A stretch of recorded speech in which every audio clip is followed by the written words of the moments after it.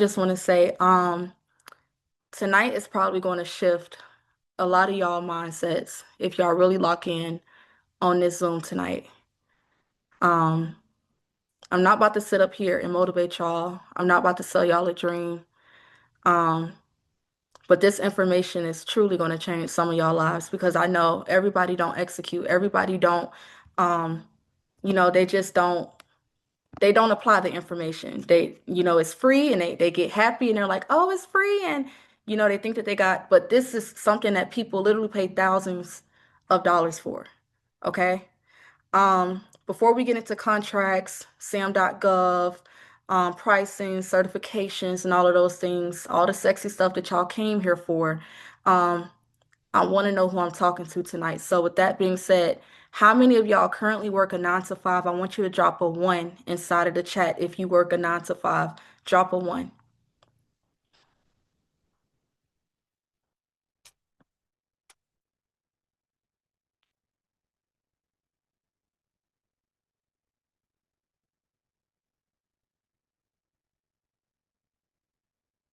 Okay. If you own a business, drop a two. If you own a business, drop a two in the chat. I love that. Look at y'all entrepreneurs. I know that's right. How many of y'all have heard of sam.gov? I want you to raise your hand. And how many of y'all are intimidated by sam.gov? I want you to put me in the chats.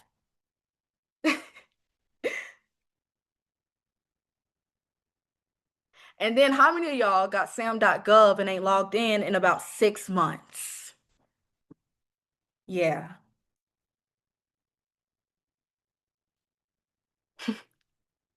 me. All right. Well, that's why I'm having this webinar tonight, okay? Um, Before we get any further in this, I do want to set a few rules. Um, if you're in here promoting yourself, your course, your trucking company, your cousin candle business, your ebook, your Forex mentorship, whatever it is, you're going to be removed immediately. Okay? This is my room tonight. Y'all are my attendees. We here to learn, we here to execute, and that's it. That's all. All right? If you're here for anything other than that, I need for you to go ahead and exit this room. Okay? Um, I also want you to leave if you are looking for a get rich quick scheme. Okay? If you think you're about to make $1 million by Friday, that's tomorrow. I want you to leave. If you don't like reading because you're lazy, I want you to leave. If you don't like consistency because you're inconsistent and you procrastinate and you delay yourself on everything, I want you to leave. If you're not willing to spend an hour looking through opportunities, different contracts, I want you to leave. Okay? Because the thing is, government contracting isn't hard, but it do require intention and effort. And I want to be clear up front that this ain't no magic. This ain't a lottery ticket. This ain't you just pushing a button and then money just fall out of the sky. This is not a money tree. Um, this is a real industry. These are real businesses, okay? This is real paperwork, paper trail, all right? Um, and we got to execute tonight, all right?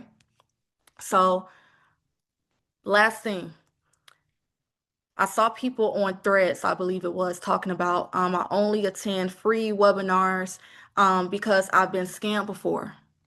Respectfully, that has nothing to do with me. I wasn't there, okay? I didn't take your money. I didn't sell you a dream. So if you bring in baggage from somebody else into this webinar tonight, I want you to leave it at the door. And let me also just say this, government contracting is boring. It's nothing exciting about it. It's not. And I want you all to know that the boring work is the work that pays the most. Okay? The boring work is the work that pays the most. So when y'all are, let me give you guys some wisdom real quick. When you guys are about to purchase a course or an ebook or somebody materials teaching you on the industry, okay? Do your due diligence for one. But one way that you can execute, your one way that you can decipher between what's real, what's authentic, and what's fake, what's a gimmick, is if they're hyping things up overly.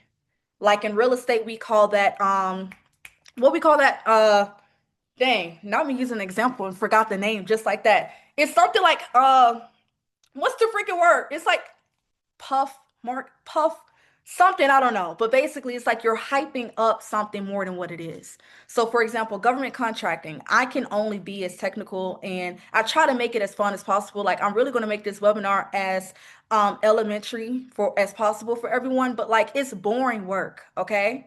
So when you see somebody on Instagram or they're scrolling and they're like, oh, you can make $50,000 a month by selling digital products.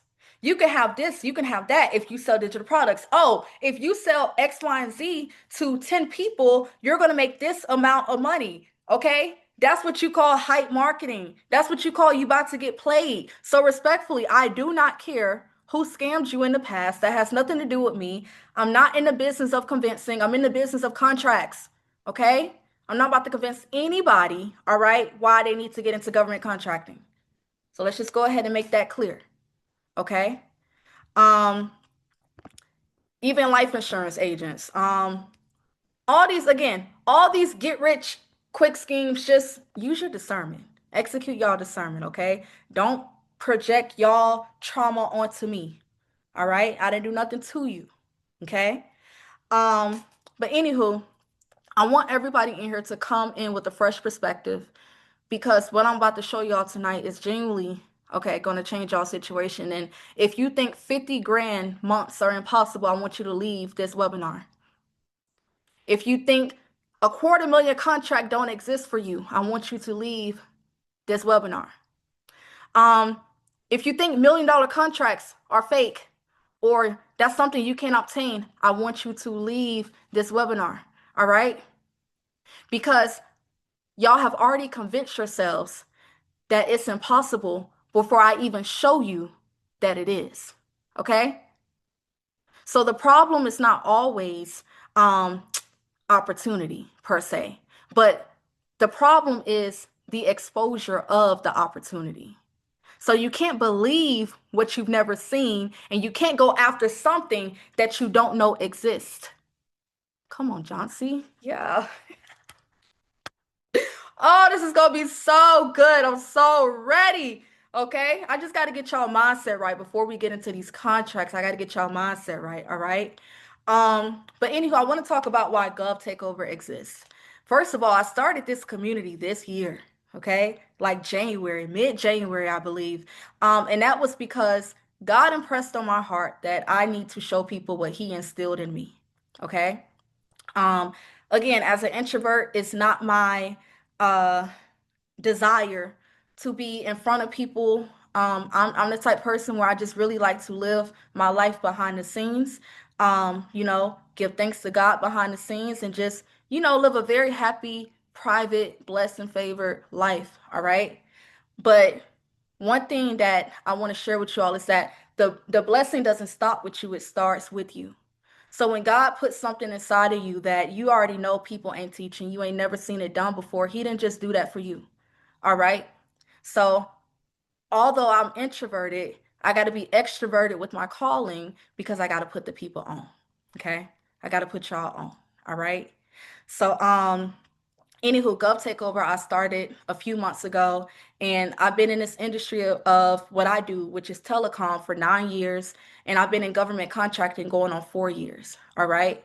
So, like, this is something that I literally just was like, okay, it's time. It's go time. I don't want contracts. I don't put people on to win contracts. Like, let me go ahead and share some of this sauce with the people. Um, and I'll tell you guys in a minute why I made it free. Okay. But anywho, I remember one day I was like, okay, everybody is telling people go get a job, go update your resume. I see on threads all the time people who can update my resume, who's hiring for this, like the smallest of positions, right?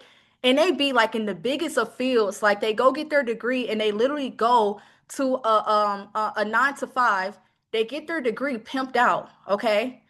And allow these companies to leverage their skills, their capabilities, their knowledge and everything, your degree, okay, while these companies probably have a government contract or have a contract in general, and they pimp your skills and capabilities and everything that you know and give you a fraction of what they got with the contract. I remember I had a client that was telling me that she used to work at a call center. And she was like, the call center had made like 2 billion in a month. All right. And that's very realistic. That's very doable. Okay. But when she told me that, I was like, I'm not surprised. She was like, she was like, it's crazy because they only threw us a pizza party and gave us like $100. It was either Marshalls or like they had to choose between Marshalls, Target, and some other gift card or whatnot. And I was like, see, they got y'all answering the phones, leading the teams, because it was a sales call center, leading the teams and everything. And y'all get a pizza party, okay, and $100 gift card. That's how these jobs treat y'all. All right. Y'all go asking for raises.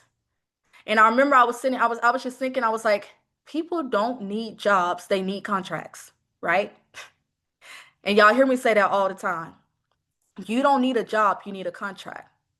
Because, for example, the government, they're already paying people to answer the phone. The government, they're already paying people to clean buildings. The government, they're already paying people to do staffing, construction, administrative work, IT, transportation, logistics, consulting, healthcare, whatever you want to think of. So the question that I had was, why can't it be our company, right? Okay. Why do we play ourselves as the employee inside of an industry, but not the business that owns the contract? All right. And that's what shifted my perspective. And that's what shifted my mind. And that's why I decided to create Gov Takeover, because we're taking over industries. All right. We're taking over jobs.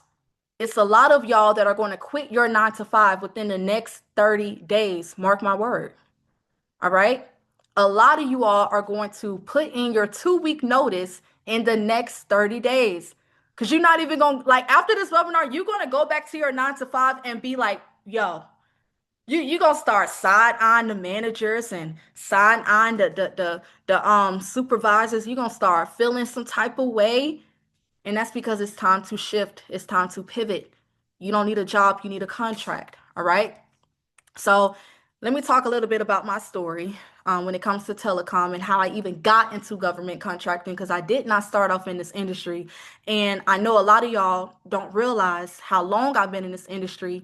And yeah, so anywho, I've been in telecom for 9 years, going on a decade. And I actually used to work at a call center. I was working under a Caucasian woman, um, old little Caucasian woman. She was probably in her late 50s, and she literally taught me everything. Okay. I was that girl. I was 17, turning 18 at the time. I'm 26 years old now. I was that girl that was like, hey, um, is there hours available? Can I pick up this shift? Can I like I was overly ambitious like I am now, all right? And one day she had came to me and she was like, Johnsy, I think that I want to show you what it is that I do. So mind you, when I started working under her call center, I had noticed that she had a little over 100 people under her call center, right? And I was like, if she's taking $49 out of my paycheck and I was working for Carnival Cruise Lines, and then I started working from Home Depot too.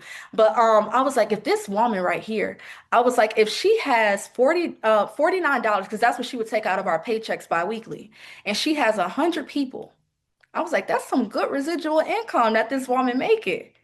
So when she came to me, I was like, okay, I know I have social media presence. I know not even what I had back then, like what I got now, but I was like, I know I have social media presence. I know that I can get people who want to work from home. I was like, I'm just going to make a simple post on Facebook. This is after she taught me everything. So the platform that I'm talking about, it was a middleman platform a lot of you all know, called Arise. Anybody know Arise? Put in the chat if you know about the infamous Arise. It's not the same no more. Arise not the same. It's not the same. I had to let Arise go. It ain't the same, but it's still people teaching on it though. I'm not gonna throw no shade. I'm just saying again, use y'all discernment. If Arise was making money, I would still be on there. Okay.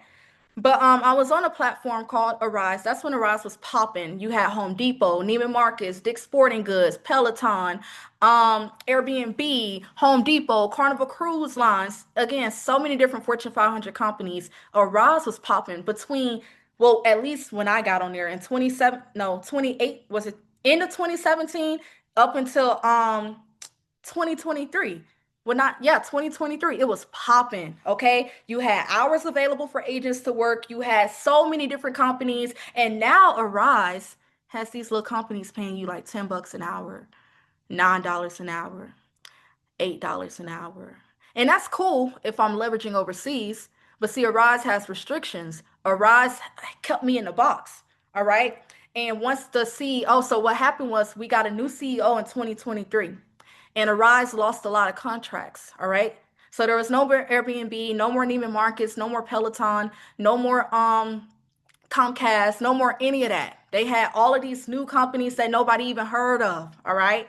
And they lost a lot of contracts, and I grew my call center from 121 agents within 30 days, by the way, to over 700 agents, to over thousands of agents. And I left the Arise platform with 3,000, I want to say 33. Like it was somewhere in that 333 mark, because I remember taking a photo and I was like, wow, 333. Okay. But anywho, I left the platform. Hold on to me. I left the platform once I realized that, okay, I have people that really depend on me. I have people that really count on me for jobs and opportunities. And I cannot be on a platform where my income is based off whether or not they have jobs or whatnot. That's what got your girl into government contracting, okay? But let me tell you guys how God worked. My first contract did not come from a government contract. My first contract came from me complaining about my internet services. That's when I was living in Atlanta, and we had a big power network outage. It was like storming or whatnot, and that was during a time where they was making memes on like social media about like, the internet being down, and like how we need to stop like how the world would go crazy if like we didn't have internet or whatnot. And I remember I was calling because at that time I need my internet because I was I was working. So it had went from y'all would get y'all internet restored in like a few hours to like it took a few days. So I was complaining, like I'm complaining, because this is like interfering with my business. I got to go out the house as an introvert, and I got to go sit inside of a coffee shop that I don't want to sit inside of and work for their Wi-Fi. No, I don't want to do that. So I was complaining. I was calling. And I knew for a fact that their lines were busy because the wait times were crazy. This is how I think, okay? And one conversation led to another. One email led to another.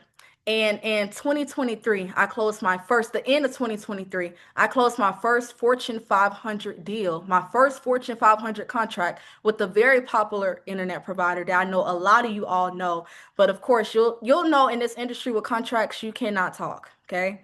You cannot disclose, you sign NDAs, you got to make sure you're compliance and whatnot. But I know a lot of you guys got this internet provider, okay? So in the case they may call you and ask for you to pay your bill or ask for you if you want to upgrade this or upgrade that, be nice to my people because you just may not know who you're talking to, okay? But anywho, that's what got me into government contracting. That was just God, okay? That Fortune 500 deal was just God. But what got me into government contracting was simply, I was like, okay, I have to learn how to get contracts outside of this middleman platform that's keeping me restricted, keeping me boxed in, and I got thousands of agents under my company. That's what got your girl in government contracting. So my homeboy, he was like, he does janitorial contracts. He's been doing it for over a decade. All right. His name is Hamza. You guys may know Hamza. Hamza is so, oh my God, he is amazing. Okay. When it comes, he does government contracting too, all things janitorial, all things facilities and different things. But yeah, Hamza is, yeah, that's my guy. Like that's like literally my brother. Like we are like this. Okay. And I remember he was talking to me and he was like, Johnson, he was like, they got contracts for your call center, right? And I was like, no, I did not know that they have contracts for my call center. Um, like tell me more about it. And he was like, yeah, he pulled up his laptop, he started showing me different things. I started seeing like $500,000 contracts for $500,000 contracts $400,000 contracts, millions of dollars type contracts for different and I'm just like, and I'm seeing the award next to the name, and I'm just like, so they really got awarded that much? That's when it clicked to me that I was selling myself short. I was working for a middleman that had the entire infrastructure. They had the CRM, they had the software, they trained my agents, they did literally everything for me. Okay. So I literally, when I stepped out in 2023, it was nothing but faith and alignment. I had a company that found me off of TikTok. That's when I used to be going crazy on TikTok. All right. And a company found me and was like, Johnson, we'll love to partner with you. We will we'll build out your infrastructure, your CRM, we'll build out your softwares, we'll literally do everything for you. Um, all train your agents, handle your payroll, literally the entire everything. All we want is contracts. Okay. And I'm like, man, I don't know how to just give them some contracts. I'm like, but it's doable. That's one thing about me. I never in my put think in my head that I can't do something. So once I realized it was an opportunity before me to leave a middleman platform, I didn't know how I was going to get contracts, but I left that platform in faith. And like I said, I got that first Fortune $500 contract with that popular internet provider. And then I was like, you know what? I'm about to start government contracting because when Hamza first told me, I did not hop on it. I took months. Like I literally was like, okay, Hamza, like you do this your lane. Government contracting is too technical. It's too it's just too much. Okay. Like I just don't got time. All right. Because Sam.gov intimidated me. And I thought it was confusing. And at that time, I didn't know that it was other contracts, other websites that I can find contracts on. So that's why I procrastinated, okay? Um, and I know a lot of y'all can relate because sometimes the opportunity that's in front of you looks unfamiliar. So it calls you to delay executing that opportunity. All right. But anywho, that's how your girl got into government contracting. All right. So my first, let's go ahead and share my screen. I want to share something with you guys. If you've already started taking notes, I want you to drop an emoji in the comments. Any emoji except for the eggplant, because that's not nice. Okay. Um, when I first got on Sam, it was confusing, but I started searching different opportunities like telecom. I started seeing things like install wires, build satellite systems, fiber infrastructure, help desk engineering. And coming from a call center background, I was like, absolutely not. Okay. This cannot be the only way to find contracts for my industry. Okay. I was like, I'm not climbing nobody pole to put up no wires. Okay. This is not my lane. And then I started searching deeper. I started doing more research on other platforms and other websites outside of sam.gov. And then that's when I realized that you don't only have to go after federal contracts. Put your mind at ease, y'all. You do not have to only go after federal contracts. Sam.gov is powerful in itself, but it's not the entire industry of government contracting. All right. And that's where a lot of y'all mess up because you think that government contracting is essentially sam.gov, but there's more platforms. Okay. There's more city contracts, more state contracts, more platforms, more bidding websites outside of sam.gov. All right. So, personally, I prefer city and state contracts. It felt way less intimidating than federal contracts when I first started. So, if sam.gov has been scary for you, um, you got to know you don't got to start with the biggest, most complicated federal contract. You just need to start through your city, through your state, and through these other bidding platforms that we're going to get into. All right. So, even if you don't bid on sam.gov, I still recommend that everybody get registered on there, which we're going to do tonight. I'm actually going to walk you all through it. That's probably going to be the most tedious thing tonight. Because the contracts I can do in my sleep, like that's going to be the easiest thing to teach you all. Pricing, I can do that in my sleep. But like sam.gov, it's not even me. It's just the platform is so technical. Like if I could make a sam.gov, which I can't, if I could make my own sam.gov, I would not make it as technical and techy, okay? But anywho, you still need your UEI number. You still need your cage code. You still want to be able to get these certifications. And that's what's going to give you credibility. So your UEI is your unique entity identification. That is what's going to identify your business. That's what the government looks to see that your business, is a business through your UEI. Like this is Hopson Connect Corporation UEI versus True Unity Group UEI. It differentiates the two. Your cage code is going to help the government recognize you as a business vendor. Okay, so your cage code is your commercial and government entity code. All right. So you will see certain contracts, especially with SAM. If you're bidding on SAM.gov, you're going to see where they ask you for your UEI and for your cage code or whatnot. But again, you want to get those things because that's what's going to help you get credibility. Because even with city and state contracts, they even ask if, like, it's not a requirement, but they sometimes do ask, like, okay, what's your UEI, what's your cage code, just so they can see. Because that kind of makes them have to skip over a lot of the prerequisites that they would have to do to like verify like you're a legitimate company. If they know you already registered with SAM, they already know that you registered with the government and that you big dog.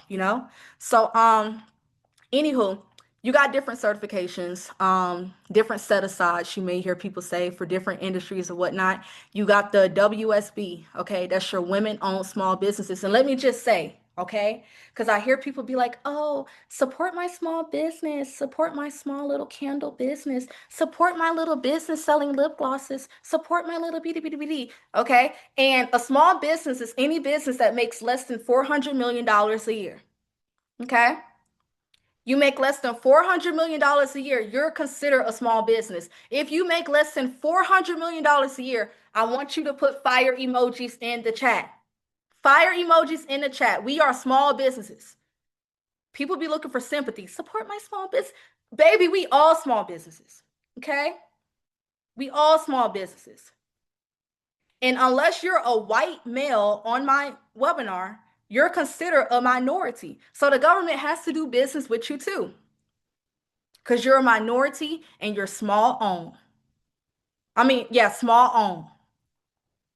So anybody that's not a white male is considered a minority in the government eyes. So if you're Japanese, Hispanic, Latina, Dominican, Haitian, African, whatever, you're a minority. Okay? That's another word. See, this is the thing. This is what I'm going to teach y'all. Instead of complaining about the government, we're going to learn how to make money with the government. Okay? That's how you stop watching the news at 6 p.m. every single day, talking about, oh, the antivirus is about to come over here. The antivirus is about to attack us. We're about to have another shutdown. This is when you stop focusing on what the world is doing, okay? Because you so locked in, like, you know what? At the end of the day, all I know is these contracts still going.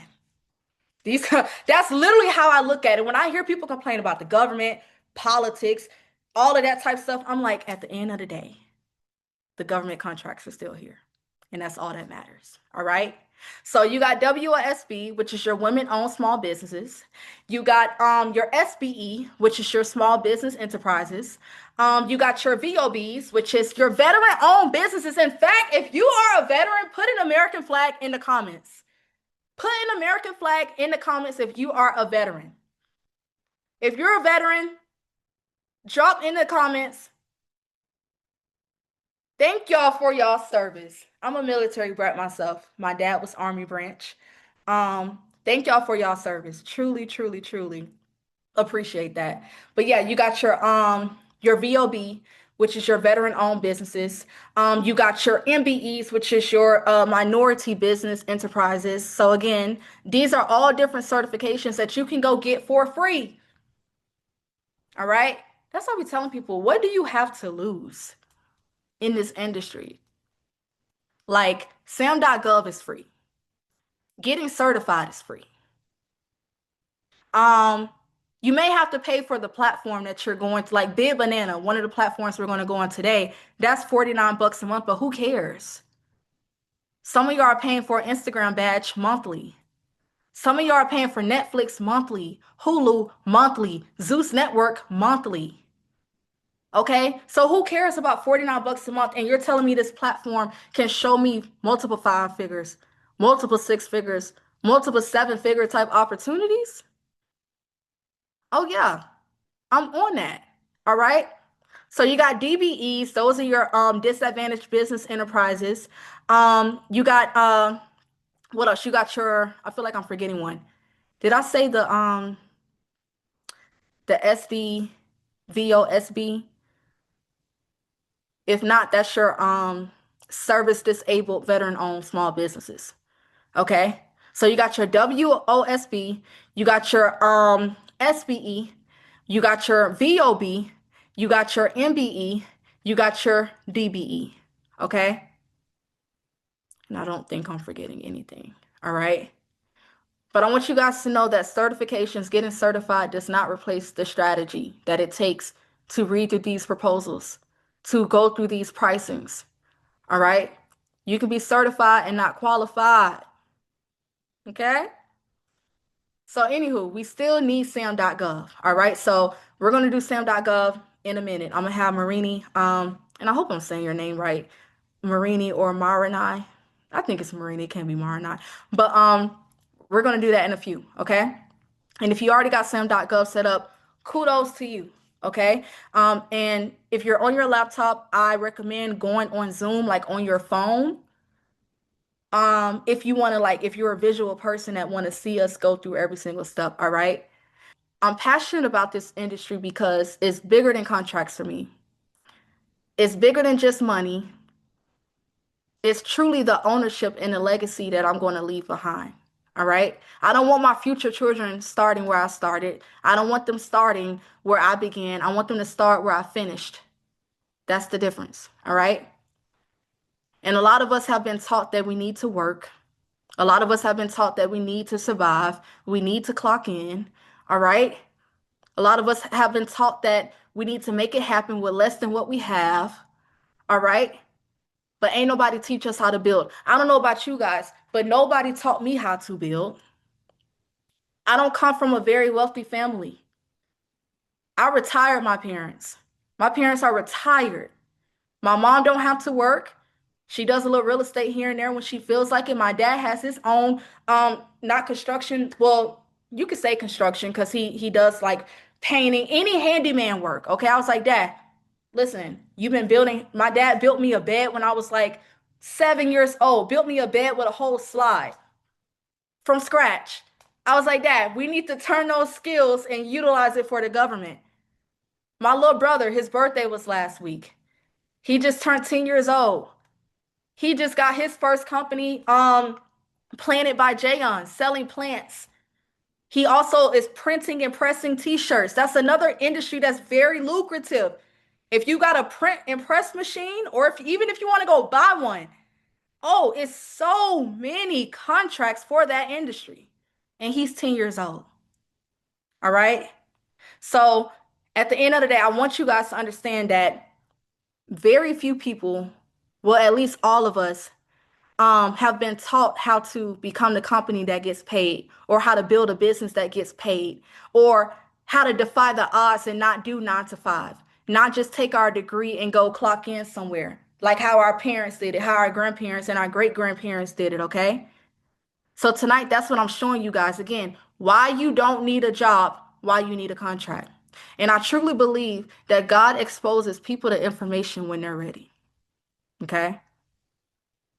So somebody shared this webinar with you, somebody tagged you, somebody told you to register, and now you're here. All right. So my only question to y'all is, what are you going to do with the information? What if you realize that your breakthrough is not another job, but it's ownership? What if the thing that you've been praying for comes in the form of a webinar with a little information? Because sometimes when we ask God for increase, we ignore the information that will put us in a position to get it. So tonight, I don't want to just inspire y'all. I want y'all to truly take notes, truly lock in, truly pay attention. I'm not rushing this. All right. That's why you guys don't see a course out here. Johnson's not selling no courses. I cannot sum up this industry with so many layers and so many moving parts into one course. It's not possible. It's not doable. I can't even put it in a book. My call center book, it's a disclosure. This is my journey. It's kind of just like a biography of how I got into the call center industry. Okay?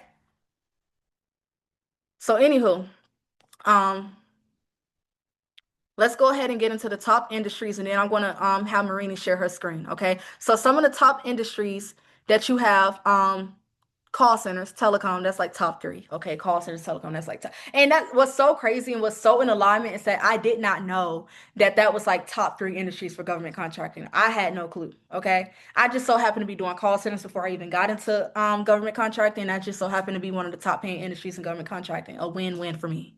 Glory to God, okay? You got janitorial, you got healthcare, you got IT, you got transportation, you got security, you got construction, you got consulting, you got like I said, the pressing of t-shirts. You got product like water bottles. Like we're gonna look I just got ahead of myself.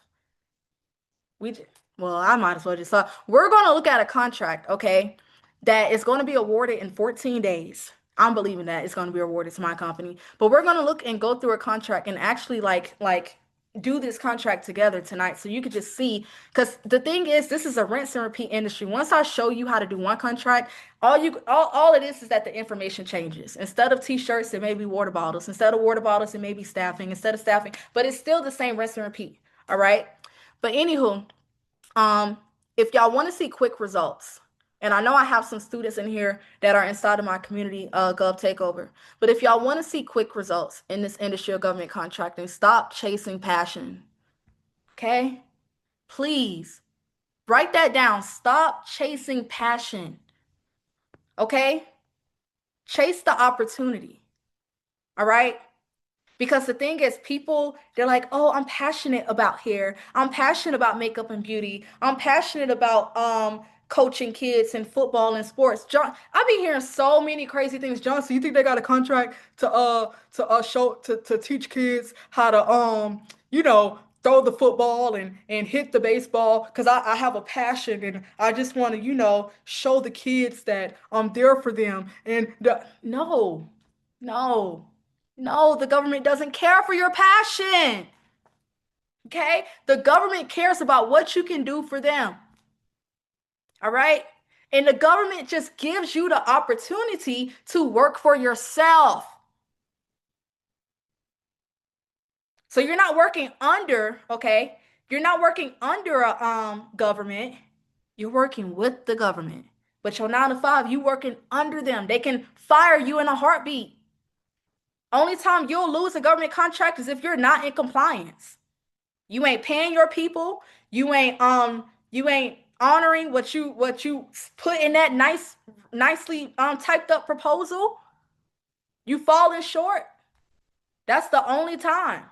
If you want to get a salon suite or if you want to open up a barbershop or whatnot, use the money that the government is giving you that you're going to make, okay? And then you take that money that you done got from doing the boring work like the transportation or the security or the administrative work or the logistics or the call center or because call centers, y'all, it's oh my God. Well, I actually do love what I do. I actually do love call. I can't even act like it's boring. It's a lot though. It's a lot.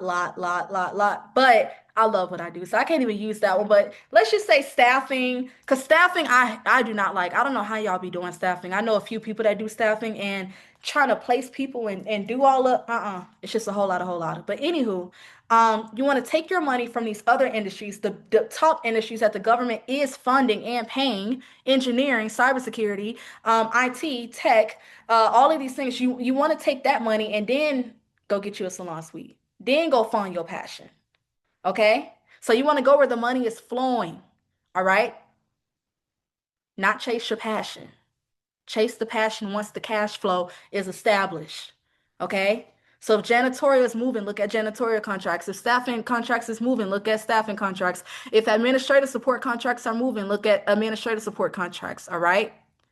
So don't do only what you know, do what works. That's going to be like, oh my God, y'all got to get this instilled in y'all brain. Don't do what you know, do what works. All right? So that means that you need to learn the industry that you're going to be bidding in. You want to find the opportunities. That's what we're doing tonight. Excuse me, you want to understand the scope. That's what we're doing tonight. You want to price it correctly. That's what we're doing tonight. And then you want to subcontract if necessary. Okay? So let's talk about subcontracting. That leads me to my next point. All right. So, one of the biggest misconceptions about subcontracting is thinking that you got to do all the work by yourself. Another misconception about subcontracting is you think that you're the subcontractor because you're not doing any of the work. All right? That's not true. You are the prime contractor, even if you go out and get that contract, okay? And you are outsourcing the work to somebody as a subcontractor, okay? Um, you can leverage other people's skills. This is essentially what I do, in addition to operating my own call center. Um, but you still need to understand the industry. You still need to know how to be in compliance. Because I feel like there's more compliance when you're subcontracting because you essentially trusting that the person you subcontract to work with is going to do what you already know and have read through the scope of work. And you already have a very, very clear understanding. And you know what can happen if they don't do X, Y, and Z. But they're kind of being brought on as a subcontractor. You know, they're just here to show up and do the job. But at the end of the day, they're also a reflection and representation of your company as well. All right. So you still got to know how to price. Okay, if I'm subcontracting, how am I going to be able to price it? And again, we'll get into pricing later. But how am I going to know how to price this contract if I'm subcontracting work? What's going to be my profit if I pay them X, Y, and Z, blase, blase? Okay. Um, you still need to know exactly how the work is going to be executed because you can't just win a contract subcontracting with somebody and then start looking around and like confused, like you don't know what to do. All right? That's how people get in trouble. So you want to learn the strategy of subcontracting first, and then you want to execute secondly. All right? So we're going to get into that in a minute. So anywho, for example, we want a janitorial contract with Sugar Creek YMCA, where we provide toiletries, towels, toiletries, anything like tampon pads, um, um, makeup pads, well, not makeup pads, the makeup wipe removers, the disposable socks. We give them all kind of different toiletries to the Sugar Creek YMCA. They pay me, my company, a little over 4K a month in profit. All right. And I've never seen this YMCA before. I've never stepped foot in this YMCA before. Okay. We saw the opportunity because my team is always looking at contracts. It got to the point where I would just tell them, no, only call centers. We're not doing nothing but call centers. To where they would show me different contracts and like, but Johnsy, like this one, you'll be making essentially a little over 4K a month in profit. All you got to do is have somebody bring towels on a weekly basis, different toiletries on a weekly basis to the YMCA. You don't even have to do the work. Like 4K a month. Okay. And I'm not doing nothing. I'm just outsourcing the work, right? So for example, I'm like, okay, that's my car note. Okay. That's a little vacay money. I can go to the Virgin Islands with that. I can book me a flight with that. I can go get my nails, get my hair, get my toes done. Like I can, that's how I start looking at these contracts. Okay. So that leads me to my point where you don't want to just go after contracts that are like top dollar. You want to add up those contracts, right? Like you want them to stack up, okay? You want to get in the business of stacking. What's that song where everybody's going like this? What's that one? Bricks. That one, yeah. Yeah. You want to get in the business of stacking, right? Because if you got one contract that's like 4,000, then you gotta always back some. I'm talking about bricks by Gucci Mane. I'm so ghetto. It's so ghetto here. Oh my gosh. Pardon me, okay? Racks on racks on racks. Okay, it was that one. Okay, my bad. But anywho, um, you want a $2,000 profit contract this month. You want a $5,000 contract profit this month. You want a $3,000 profit contract this month. You want a $10,000 profit contract this month. You want a $20,000 profit contract this month. You want to stack these contracts, even if it's $1,500 contract profit a month. What I want you to drop in the chat right now. What would you be happy with per month right now? What would bring some kind of peace to your nervous system? Just drop the number below. I just want to know. I just want to know.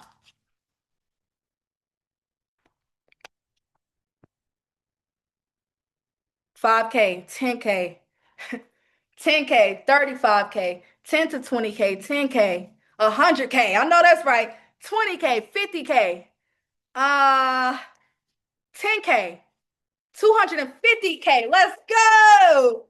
That's some type of energy right there. Any number. Let me tell you something about any numbers. 1 million. There we go. Any number. We never want to just do any number.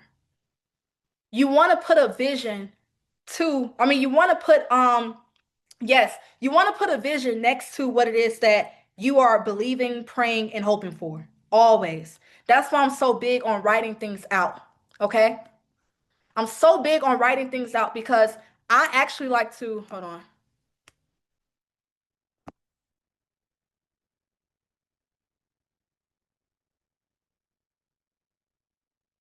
Okay, I'm so big on writing things out because I like to see things on paper. I write everything out. I can easily put my prayers in my notes. I can easily put my thoughts in my notes. I can, whatever. But I like to write things out because I always see it come to pass when I write things out. I don't know about y'all, but I always see things like I always see it like that. Okay. So you don't want to just say any number. I mean, come on now. I saw a contract that was paying, um, it was a contract out in Atlanta. I was like, oh heck no, I'm not doing that. It was something like I would have been profiting like $1,000. No, not even 1,000. It was like $400, like 400 and some change. But they were asking for the world. And I'm just like, what? So what if you want a contract that was like, here's a $5,000 1 year contract? Let's just do the math on that real quick. And I just want you to think bigger. I'm not attacking you. But we got $5,000 1 year contract divided by 12 months. Yes, wow, it probably was that. $416 a month. We don't want to win no contracts like that. I'm not, it ain't even worth my time to do that. So no, we want to put a number to it. All right. I have a check I wrote out for $100 million by the end of this year. And you can't tell me I'm not going to make it happen. You saw 36 million for IT. Exactly. You know, and that's what shifted my perspective as well. Looking at these contracts, I know it's doable. I know it's possible. It's all about me just locking in. You just locking in. All right. How we got that contract is that we understood the opportunity. Like it can't be that hard. It can't be that, difficult to just bring towels on a weekly basis. If they want 120 towels a week, they want 200 tampons and pads, like okay, whatever. Like cool. We can find somebody to go do that. It's kind of like a courier, like something along those lines. Um we understood the pricing, okay? And oh my God, with AI these days, when I first started, I did not have AI at my fingertips. It's so easy. This why I can't respect nobody that act like they want to get contracts, but they not out here executing. Because with AI, it is so easy these days to do the pricing. We'll get into that later. But anywho, we understood what it was going to take to execute that YMCA contract. Um, and that was the strategy there. Okay. That's why I say you need to learn the strategy before you just subcontract and outsource some work. All right. So the reason I feel confident subcontracting work to other people is because I know the industry. And if I don't know the industry, I'm the type person that's going to go learn the industry. And let me just be clear, I don't have no mentors in none of these spaces that I've done. That woman that taught me Arise, me and her are still great friends to this day. She getting up there in age, but we're still great friends. But I'm not on that platform no more. What she taught me back then ain't what I'm doing now. Government contracting, nobody taught me. I was on YouTube. I was looking at everybody was just giving a whole lot of runaround, whole lot, and not showing nothing. I had to learn the industry. All right. So I know the compliance. I know the scope of work. I know the pricing. I know the proposals. I know what the buyers want to see. I know what the government wants to see. And that's what gives me confidence to subcontract. All right. So this is how I think, right? When I look at contracts, I'm not just looking at the title. I'm looking at the scope of work because I want to understand exactly what it is that the government wants, not what I want to propose, but what the government wants me to propose, right? I'm looking at the deliverables. Okay. I'm looking at the requirements. I'm looking at the insurance. Do I need to get insurance? Next.com, NXT.com is a great insurance provider for business and commercial. So if you're like, oh, you see certain contracts and they're like, you need to have 3 million in insurance, that's nothing. These insurance companies, you can pay like $20 a month, at least with Next.com, and you can get general liability, you can get auto insurance, you can get workers' comp, all of that for like $30 a month. That's another thing I see people always overcomplicate, but they're asking for insurance. Well, did you do your legwork and did you research insurance?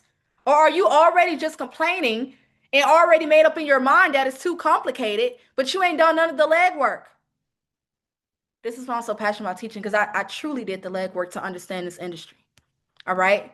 So another thing I'm looking at the timeline. Okay. I want to see how quickly are they about to award a contract. A lot of people, when they're looking at contracts, they want to just see if it's like they bid on contracts that ain't gonna be awarded to August. Like for example, we saw one today that's not gonna be awarded to August 15th. If they even awarded August 15th and don't send a letter saying that they just decided that they're not gonna even do the contract no more, that happens as well. Okay. So we go after the contracts where it's like, okay, for example, the one that we're gonna look at tonight, they're awarding this contract next month on the 15th. It's mine. Okay. It's a lot of more contracts that are like July 1st, some mid-June, um mid-July. In this window of this summer, okay? It's a lot of contracts being awarded and started. That's why I'm like, it's just perfect timing for me to do a webinar right now. Because I truly want you all to go see what I truly want you all to see this industry, learn this industry tonight so that y'all can bring me some contracts. I'm gonna just be real. I want y'all to be so goated. Y'all can bring me some contracts. We can partner on some contracts. We can collab on some contracts. When people be like, why is it free? That's why. I'm patient. I'm not attached to money. Okay? That's not an issue. So like I don't mind waiting until a contract closes to get paid. I don't mind as long as I know it's in the pipeline. I'd rather show y'all everything. Y'all be so motivated and then y'all come to me and you're like, John, I got this contract. I just need help fulfilling it. Let's go, team. We already own it. All right. So with that being said, let's do sam.gov real quick so we can get to these contracts. Put fire emojis if you hype, if you on fire right now. Because I'm on fire too. Mind you, we ain't even started for real. This is just the information. Because I'm trying to just get y'all everything. You know what I'm saying? But yeah, this ain't even everything, y'all. Set up, you just don't understand it. Well, I'm gonna help everybody get set up on sam.gov. Tonight, but I am not walking through sam.gov. Like as far as like once you're registered, like what to do, like I'm not. We're going to use a whole different platform. And one thing I realized is that these same contracts that's on Sam is on the other platform that I use as well. So we're not missing out on anything. I truly just stay off Sam.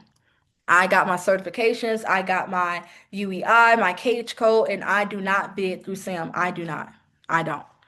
I don't. So I'm going to give you guys other platforms. And so for those watching the replay, I'm going to insert right now inside of the webinar, step by step, how to get your UEI and your cage code.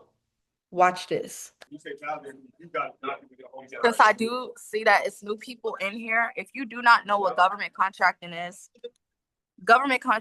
just simply when you provide goods or services to either the city, state, or the federal government. So the contracts that we go after are city contracts, state contracts, county contracts, and federal agencies type contracts.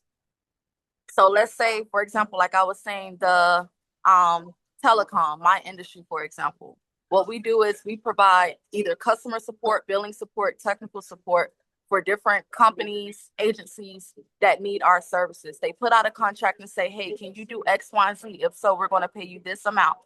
If you can fulfill those services, you're going to do a proposal, submit that proposal. The government's going to review that proposal. Once they review that proposal, if they feel like you're a qualified candidate and they want to work with you and do business with you, they are going to award the contract to you. Now you are in business with the government. This is what we call government contracting. You can scroll down and agree. Like, so they had that kind of lock business, considering like they came already with the tech change and stuff. I'll tell you when I get finished. They just emailed you a code. They don't like that. They think they're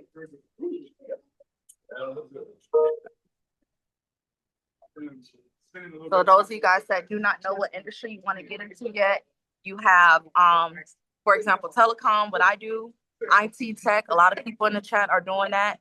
Janitorial contracts, security contracts, consulting contracts, staffing contracts, transportation, carrier contracts, medical contracts. The medical health industry is another, I would say medical and health is your top 10, along with IT and tech, along with telecom and BPO, along with janitorial, cybersecurity, aviation, HVAC. I think I heard somebody say that they're trying to get into HVAC or already do HVAC. I want to partner with you, whoever that was. I forgot who told me that. It was me. Are you already in the industry, or that's what you're like trying to go after with government contracting? So I'm basically like administrating for my brother who does HVAC. It's his company. And so I tell him like we can get into this side of it. So he already does it. He has his license. He's been doing it for years, but I'm trying to help him go to the next level. Got you. Okay. And where's his company based out in? We're in Houston. Where? Houston? Yes, ma'am. Okay, perfect. Okay. We'll talk more. I'm definitely interested. I will have my team go get some contracts for y'all. All I want is a percentage.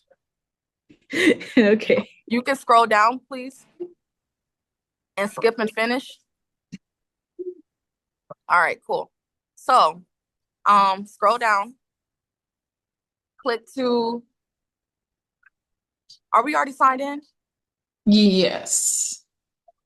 And we're in Workspace. Okay, click on Add New Entity because now we're about to add your company.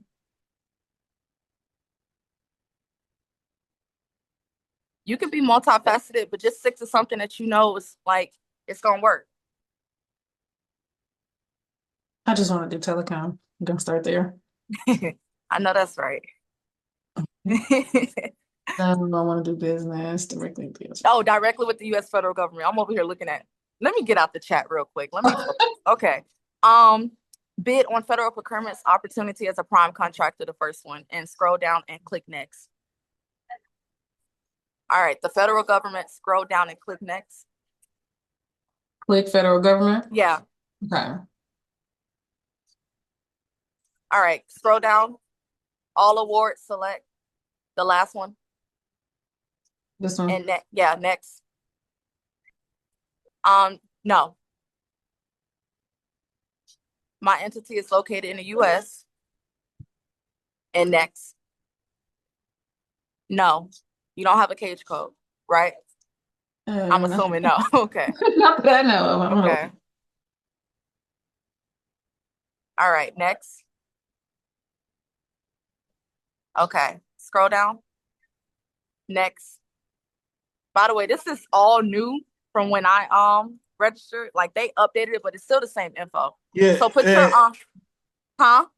Please, Josie, please. I got to somewhere where do you have a case code? Should I put yes, I can provide or no? No, you don't have one. Yeah, so I should put no, right? Yes. Then click next, right? Yes. Okay. Okay, so put your legal business name, LaShandra. I like that name. Yeah, Joseph, please, sorry, I'm following up. And then he said you will register to follow. I should click next on the same club, gov.gov. Uh-huh. He said you will register this following business, organization, and award. Should I click next? Yes. Then I'm in business information. Should I click next? Well, you got to put in your business info if that's what it's asking for. I don't know where will I do that. I was trying to follow up. I don't know where to do that, though. What is it saying on your screen? He said business information. He said get your entity for official documents. Okay, so what is it asking for, like your name of your business and stuff? Yeah, I think it's just showing something on the screen though. Yeah, I think should I click next or what? Click next if it's saying you can go next. Yeah, I think it's Okay, like the screen behind, it sounds like. okay, Okay. I've seen it. It's actually put my business name right now. Okay, Okay. cool. Yeah, Kingsley, thank you. come on, come on. You Yeah, gotta thank you keep very up, much. or Thank you're you gonna so have to much. watch Thank the replay. you. Yeah. Okay. Dallas, Texas. Okay, click search. How long have you had your LLC? October. Okay. It should be in there by now. Yep, at the last October 30th, I want to say. So quick thing, that address, Commence Drive, that's the one that's connected to your LLC? Yes. Okay, and it's Sarasota, Florida. That's not you. No. Okay, scroll down. My entity is not listed. Some of you guys is probably going to say this. My entity is not listed. Put the month that you opened the LLC along with the days and the year and the state that you incorporated. So what they're going to do is, what they're going to have to do with you, LaShondra, is email you after they go ahead and verify that you, like everything is correct. Okay. So they're going to stop you here. Is anybody at this point right now that can share the screen? And please mute your phones if you're not talking. Okay, so I'll stop here and then I can just upload all my official docs. You can do it now. Go ahead and upload it. Let me see. Let me see the chat. Is anybody at this point where we can continue going? Yeah, I want to share my screen though. Who said that? Kingsley. Okay, cool. I'm gonna let you share when she's done. Okay, let me mute everybody. I don't want to mute everybody.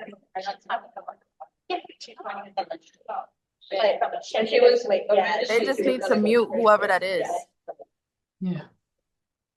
Kingsley, why do you keep leaving? Kingsley, why do you keep leaving the Zoom? No, I see Kingsley. I'm not sure who's leaving. So. It said he left again. Oh, now. No, I'm here. Okay, I don't know why I keep saying I Yeah. keep adding you. Yeah, no, as in I use my other computer though. Okay, so let's pick up where LaShondra left off. Thank you, LaShondra, for getting us Yeah, to can the you can see beginning. my screen? Josie? I can see your screen. Okay. This is where I am right now. Okay. Click search. Let me mute everybody. If I knew who that was, I'll just kick you out. Because I don't want to mute everybody. Okay, I should click search. Hold on. Josie. Okay. Hold on, Kingsley. Hold on. Okay.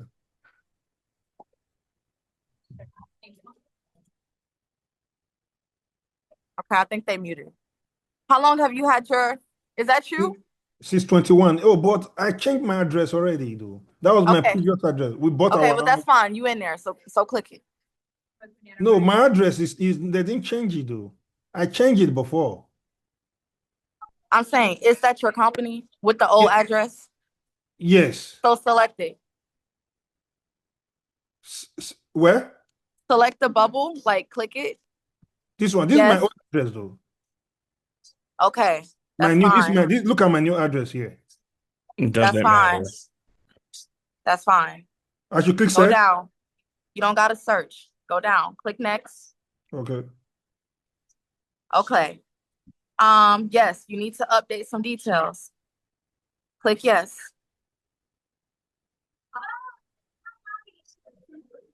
Next. Yes. I am ready to validate. Confirm. Okay, go down. Click next.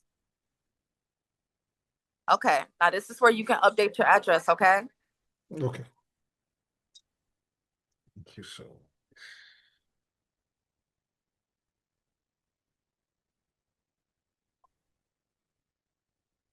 Thank you. Body karma.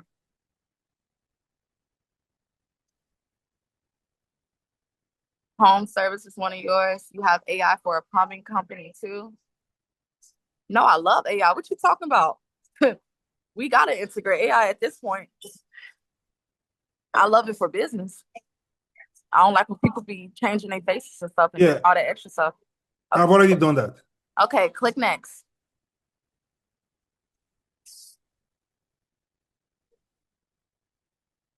Okay, the month that your LLC was for, the day and the year. Everything needs to match up. Oh, let me quickly check my email address, please.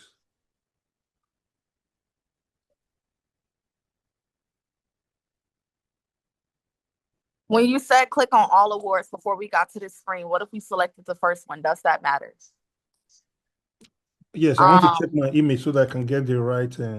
Click all awards because why not?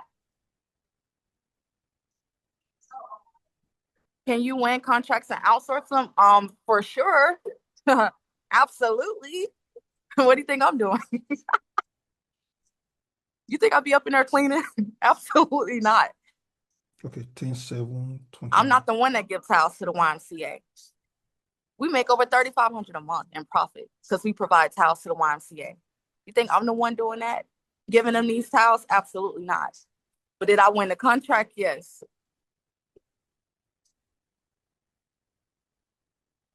Yes, I already done that. Okay.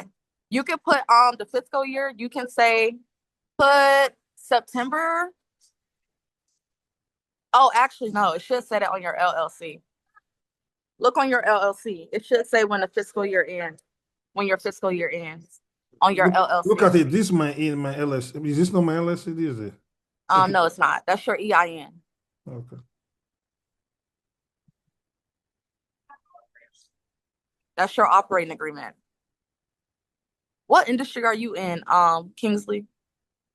I've What's not it? done business with it, but I have and I've done engineering, electrical electric. My previous business back was like renewable energy, but You did say engineering. Okay.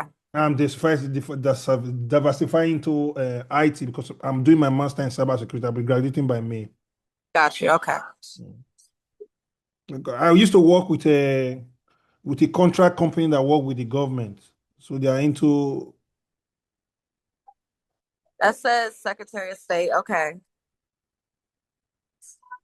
Oh shit! I can't see my.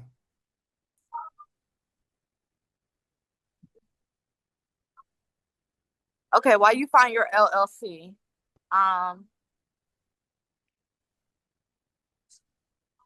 where can you find a replay? It's going to be posted in school as well as the WhatsApp. This man. Let me see. Let's see. I have it. If I have to sign up for iPostal for Sam, can I sign up for iPostal today and sign up for Sam Gov today? Yeah. Yes, you can. Yes.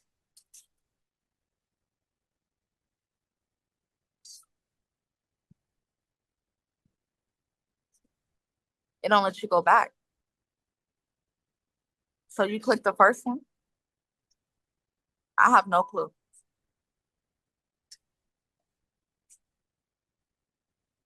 Um, Kingsley, go back to Sam.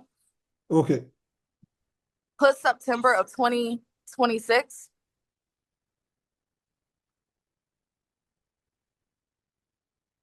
20. 2026 and put the state, whatever state that you use.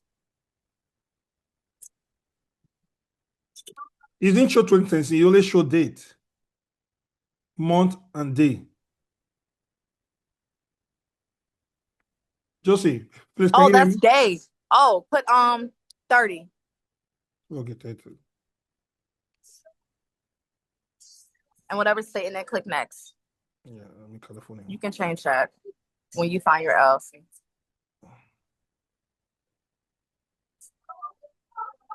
Is it?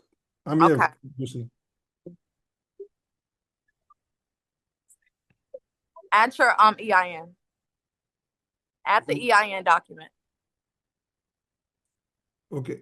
Official document? Click add document and add the EIN that you have.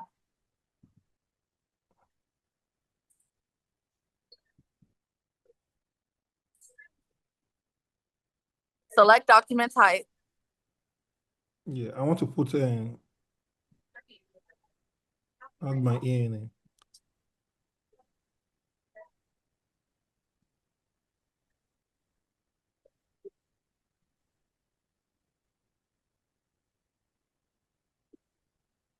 You don't know that by heart.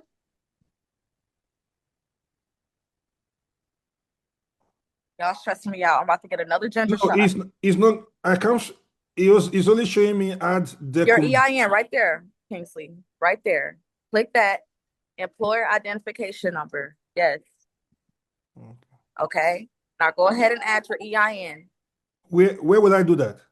You just had it pulled up. Whatever email that you was on, Yeah, the you have to consultant upload one. that. It's a So go back to the consultant email that you had. Okay. The EIN letter right there for your company. Right there, EIN letter. Download.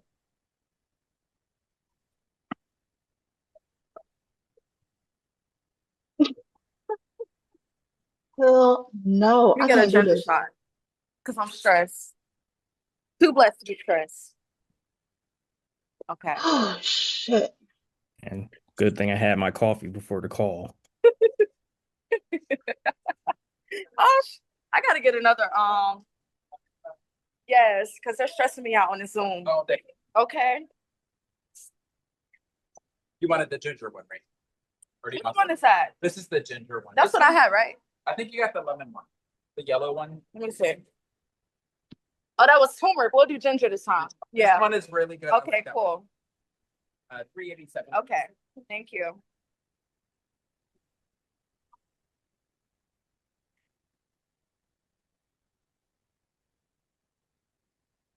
Yeah, Kingsley, go Thank back to the you. same page. I will. Thank you. My You have download, it. okay. I can't find my download anymore. It won't download. It downloaded. Just go back to the sam.gov. Okay. It's the first tab on the left.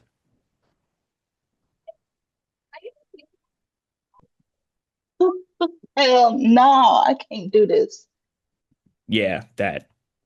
Now hit choose from folder.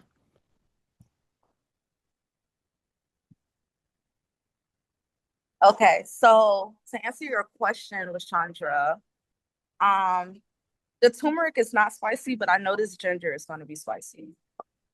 Definitely download But it's a good type spicy. EIN. Your body just feel like it's like mutating into There it is. I have it. into a Oh, that's the letter. Let me see if you to show you. Man, you got 5 of them. Yeah, I've seen it. I should upload it. Yep. Okay. Let me show you. I already did. Oh, I can't because it's sharing the screen. It's a super shot. Okay, You so gotta oh wait, what go back to Sam Kingsley. Okay. All right. Yes, this document shows. Click that legal business name and physical address and click submit and then click next. Okay, let's submit. Wait, hold on. Hold on. Does all that look good? That's your new address, right? Everything looks Yeah, good? my new address. Okay, click next. But the physical year, I don't understand that though. The fiscal year is typically on your LLC. It's different for everybody, but I know the fiscal year. That's why I said September, because that's when our ends with government contracting. So for example, the fiscal year for government contracting is October 1st through September 30th of every single year, meaning that the government has this funding that they must spend with small businesses and different minority-owned, woman-owned, veteran-owned, whatever. This not disadvantage. I think it is disadvantage. It's all kind of different funding that they have for different companies such as ours. But anywho, we're all small businesses because we do make less than $500 million a year. And if you make more than $500 million a year, you should like be teaching right now. I need to be learning something from you. But I've not done business with you. Hold on. October 1st to September 30th of every single year, the government puts out all these different contracts for different fundings. Okay. So let's say that the government does not give out the funding that they have for these contracts that they put out because nobody either bids on them or nobody's qualified to do the job. They lose the money. They lose the funding. And one thing we know is the government don't like to lose money. They like to spend money. So that's why government contracting, it's just the industry that I stick with because they got the funds, they got the money. I know I'm qualified to do the job and they're going to pay. So fiscal year for government contracting is every October 1st to September 30th of every single year. That is our fiscal year. Click submit. Okay.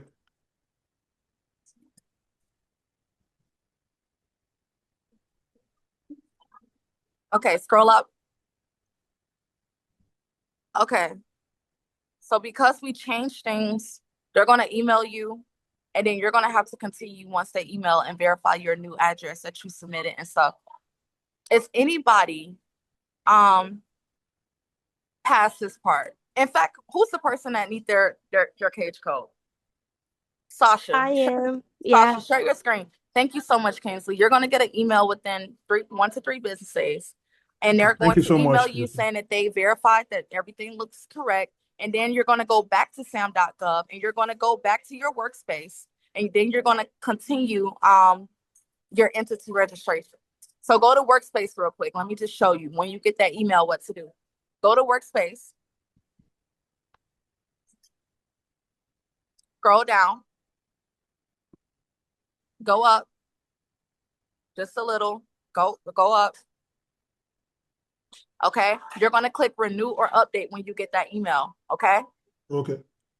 All right. That's for anybody. You're going to click renew or update once you get that email, and then you're going to move forward, continue registering your entity.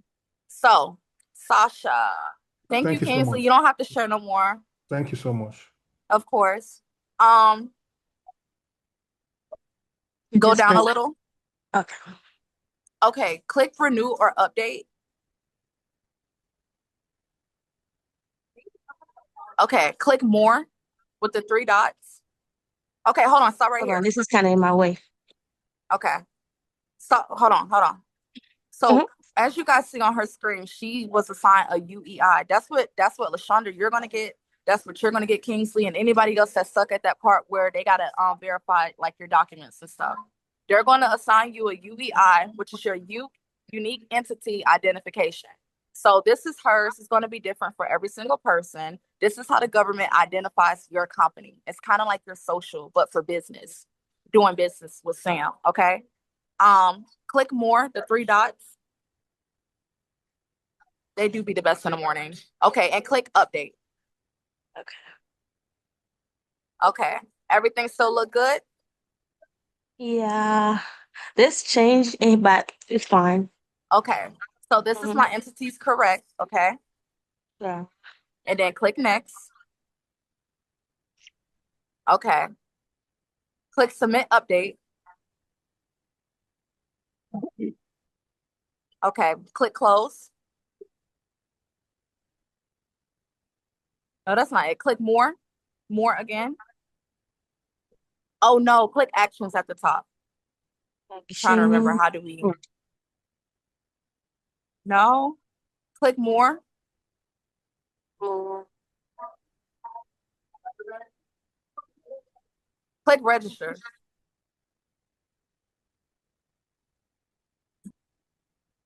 Okay, all awards, keep going. I think it's gonna let us continue from here.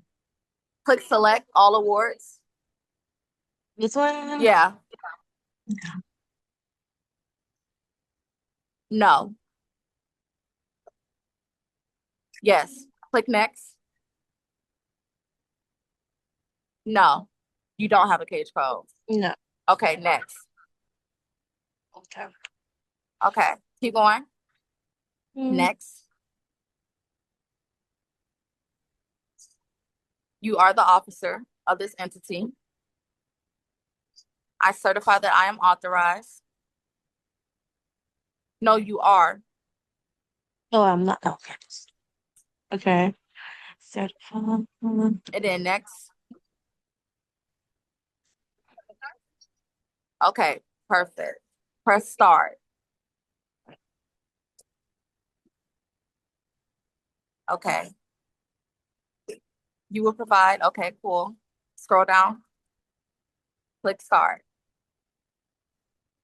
Okay. Oh, that's optional. Click next. Then we can continue. Uh-huh.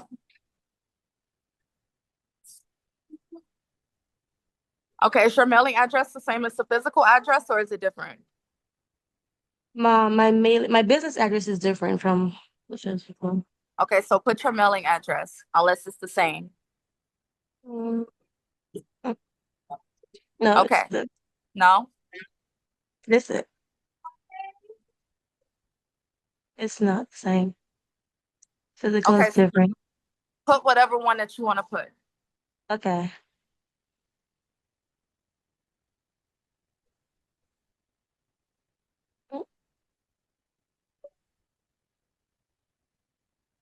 Okay, put the start date, the date and year, and you're gonna do Okay. the same thing. So it should just continue from here on? Yeah. Okay, then I'm good after that. And thank you so much. No, it's gonna be a lot Go more. ahead. Oh, okay. Okay. So listen. Hold on. Mhm. Okay. Because we can just get straight to the contracts. Because I have about Please. another 40 minutes. Okay. So Okay. go. Let's just for the next 15 minutes. Let's see how far we can get. All right. So Okay. put the month, day, and year. Fiscal year end date. Put September 30th. It's truly irrelevant. Okay. Yeah. Do these expire? You have one from 2023 that you started. You never knew what to do with it. The LLC is, however, no longer active. Well, no, because the LLC is not active, then I would just suggest you create a whole new entity. So you still have sam.gov. However, you It's know, like active. like on a workspace where it says that we can add a new entity, I would still just add a new entity. My LLC is active though. No, I'm responding to You're in the comments. yeah, Okay. yeah. Yeah, I thought it was like, all right. September 30th. It didn't For continue. this too.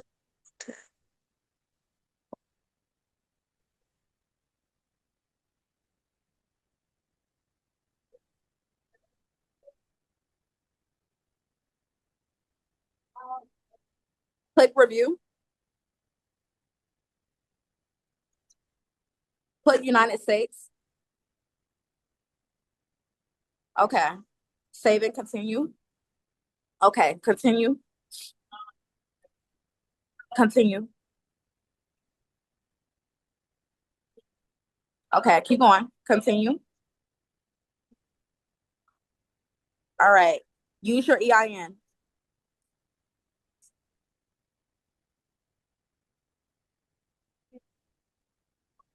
And you can fill that out. I saw some of you guys were using BitPrime, BitBanana. Put in the chat what exactly are you using to find contracts right now?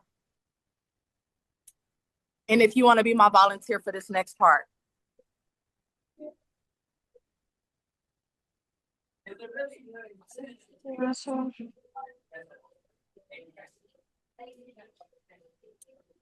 Okay, so this needs to be your name. That's on your LLC. Yeah.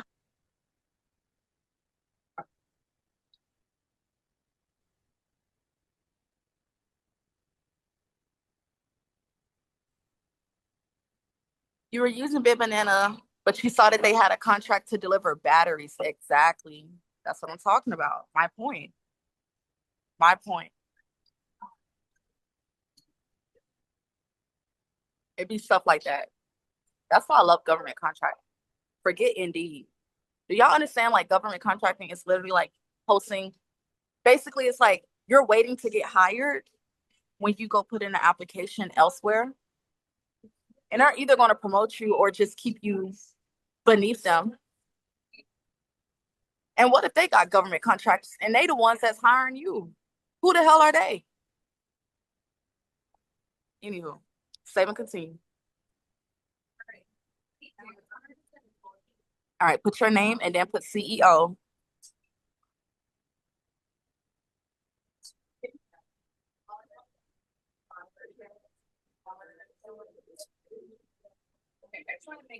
And then save and continue. Okay, scroll down, continue. They just emailed you a one-time code.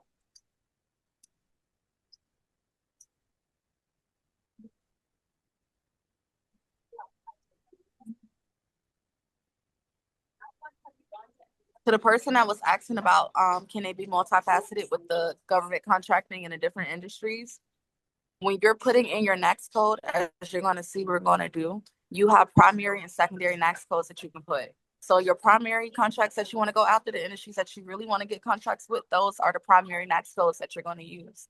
Now, for the industries that you're kind of curious about, but like you just want to like see if it's going to be a hit or miss, that's what you're going to use for your secondary. You can click next. Your secondary next codes. Yes. Isn't that so exciting though to see that it's out there? All right. Business category, you are an LLC. So you would put corporate entity, partnership, put partnership. I don't even remember what I put. Put partnership though. Indicates whether the organization operates for the purpose of making profit. You are a for-profit organization. Okay. That's optional, optional. Keep going. Optional. Save and continue. You will retire your bloodlines. I did. Not all of them, because not everybody want to be saved, and that's not your issue. You're a small business. Are you a veteran? No. You're women owned. Women owned small business. You can select both of those. Okay. You're a minority owned business. By the way, a minority, I know like the media gaslight us to think that Black people are just such a minority, but a minority is anybody that's not a white male. Okay. So that means that a woman is any woman, even a white woman, is considered a minority.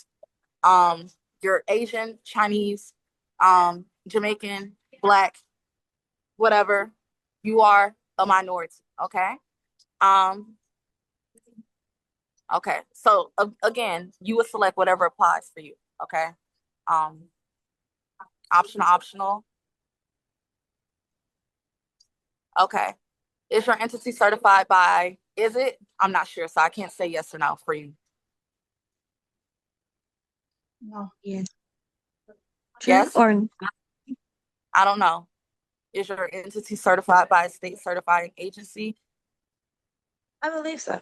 Mm-hmm. I'm Okay, not cool. sure. I know you're without a Okay. face. You can say yes, it is what it is. Save and continue. I'll put no. I'm not sure. Go ahead. Okay. All right, scroll down, save and continue. Mm, Keep going, save and continue. Keep going. Start. Does another entity owner control the entity? No. Save and continue.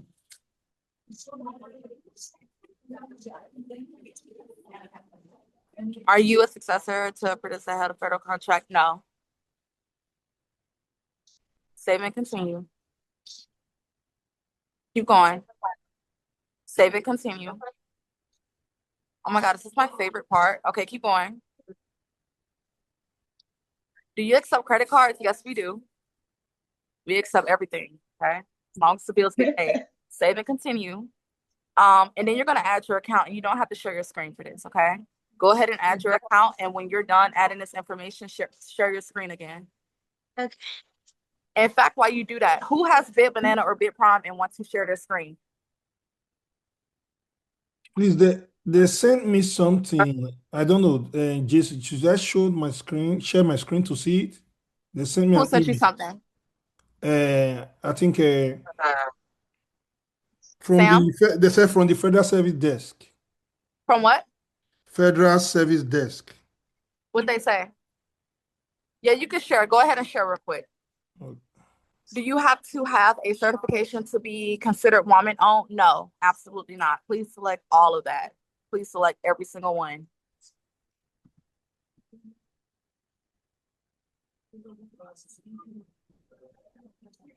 Do these expire? You have one. Just Did can you not see my answer that. screen? Your incident has been received. Okay, that's all it's saying. It said it's been received and they're working on it. Okay. Okay, thank Who you. wants to go on Bid Banana or Bid Prime? Who has an account already?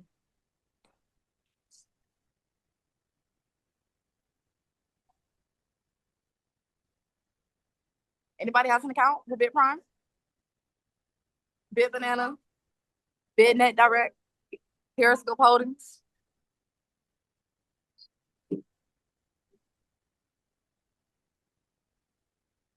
So nobody want to look at no contracts. That was part of the homework from what, 2 weeks ago?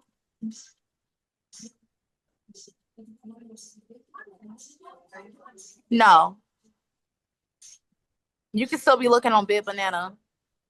Okay, well, I need a volunteer. Somebody needs to set up Bid Banana. Okay, I can set up. Can I do it? No. Be banana. No. Okay, Kingsley not playing. Like, okay. Go to Man, bidbanana.com. we need to start making this money, man. We need to start making this money. Okay. Beatbanana.com. Megan, you need to mute your phone.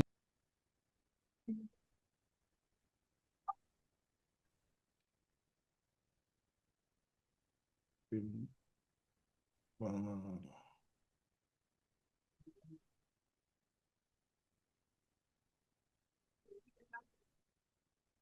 Click search. Okay. It's the first one right there. Click get started for free. They give you a 7-day trial. After that, it's $50 a month. I'll cancel it before then, though. I'm not working yet. Okay. Should I put something there? Yeah, put everything, put all your info. Your My first name or my company name? your name,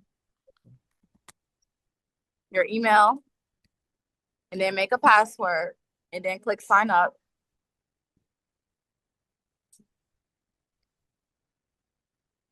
Oh, the baby. I'm so happy for everybody. I had people coming there. It was like, what's the catch? I'm like, the catch is if you just don't get in the community. I don't got nothing for you. It's just such a slept on industry. Like, nobody knows about it.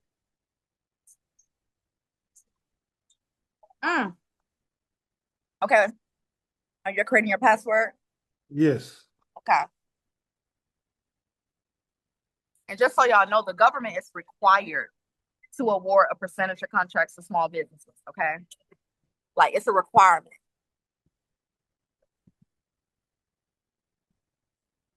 So their system was literally designed to include you and your business, your company, literally. So you're not working for the government, you're doing business with them.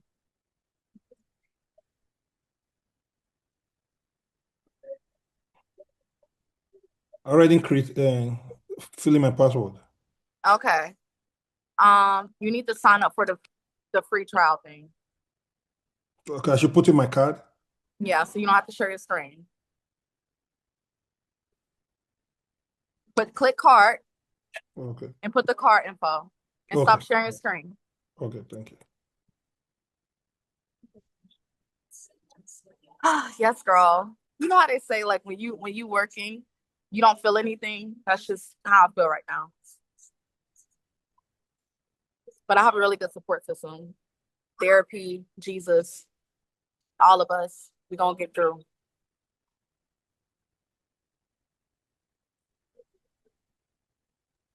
Give me the shirt back again. And I just genuinely love what I do. So, and I love when people love what they do.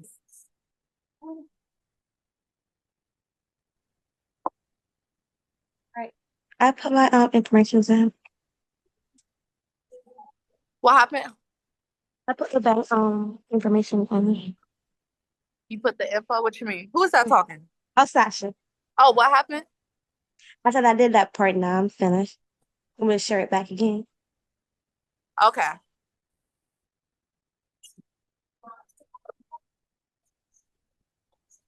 Yes, our stable year. Y'all have no clue. Like when I say stable, I'm talking about stable. Okay, perfect. Okay. Is your entity proceeding completely to receive? No. And save and continue.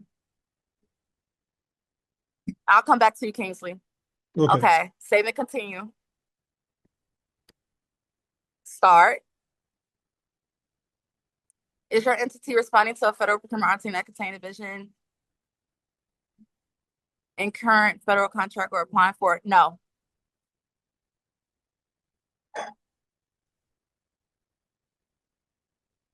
Okay, scroll down. Save and continue. All right, start. Okay, next codes. All right, so whatever industry, Sasha, I think I saw you say like plumbing. And let me just tell you guys something. No, the government loves AI. Okay, we leverage AI to do what it is that we cannot do. Use AI to make some freaking money. Okay, that's what AI is for. So I love AI. Please do use AI for whatever AI fits into your industry. So what you're gonna do is um you could just scroll through those, or you can type plumbing. See what pops up when you type plumbing. I don't mind. I'm doing the So you could do that one. Mm-hmm. Click anything that say plumbing. If that's like one of your industries, just click every next code. Well, no, don't do pottery. Don't do that one. That I don't know about the pottery. No, don't do This that one, one. Do the plumbing fixture. but not this Plumbing. one. Yeah. In fact, just do whatever whatever I you mean, feel like, makes sense to you. okay. And then you Share. gotta select it though.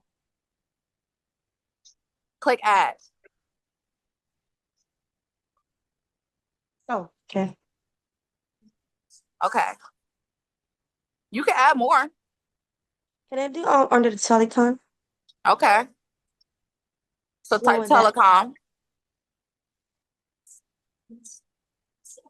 And those of you Telecom. guys that are in Telecom Millionaires Club, like the thing about telecom is that you can do telecom, you can do BPO, you can do answering services, you can do customer support, you can do hotlines, you can do virtual help desk. What else? Um, that's all I can think off the top of my head. That's another one. Where's 41622? No, keep going down. Oh, do that one. Go back up. Go back up. Do contact centers. 561422. I think that's one I was talking about. Go back up. Do telephone answering services. Telephone answering services. And then Sorry. click add. Okay. All right. So on primary, you want primary next codes? What do you want to do? Which one you want to be your primary? The telecom. Okay. Which one of these? Which one do you think is the? Do answering services. Okay. So this. Save and continue. Mhm. Go to that's optional. Click save and continue. Is this optional or no? No. So go up. Put one. Put one. Okay, go down. Put one Chanel. Okay. for worldwide. Okay, save and continue. All right, keep going. Keep going. Save and continue. All right, save. Start. Okay, that's optional. Keep going. We're almost done with sound. Mhm. Does your Do you want to enter EDI information for your non-government entity? No. Keep going.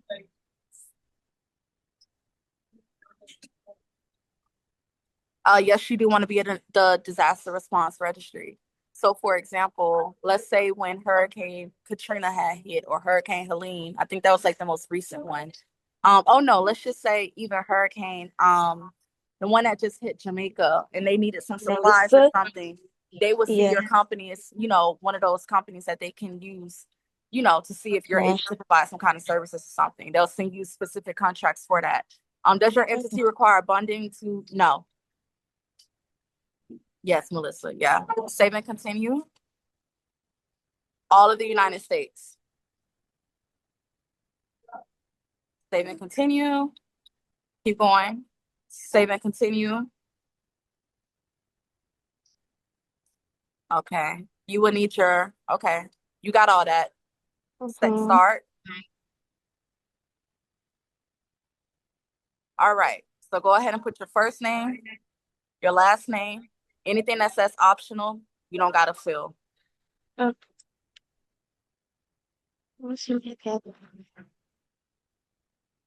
Put your email and then put your, you don't have to put your phone, just X that out unless you want to. All right, keep going. Keep going. Save and continue. Okay, that's optional. Optional. Keep going.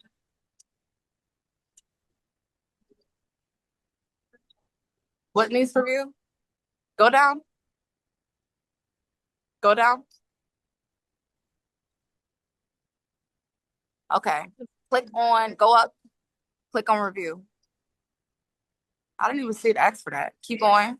Oh, I see what it did. At least one type of number. Okay, we'll put a number. That's why y'all say option.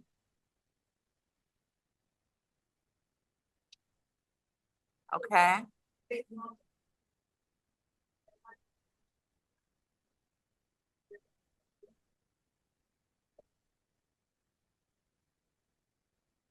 Click no. Click electronic. I clicked too fast. Okay. Can I go? Go down. Go to previous. Go down. Click electronic business, point of contact. Okay, and put your info in again. Also, I do want everybody to get a business email. I don't want Gmails and Yahoos. And Please, how will I do that I then? do have one. How can I open that, please? I didn't mind with GoDaddy, but I gotta like fix stuff. Oh, you have to pay for that? Yes. So I like G Suite. I'm just used to No. Google. So G Suite is good. People It do is? use GoDaddy.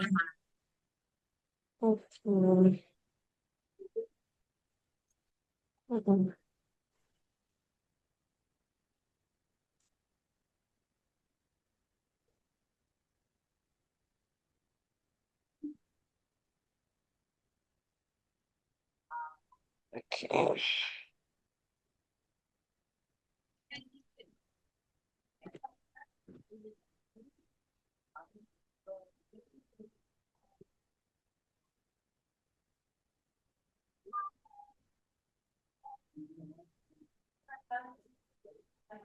That should be it.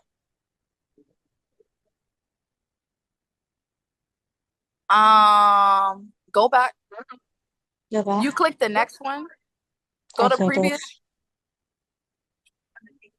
Click government. Fill that one out.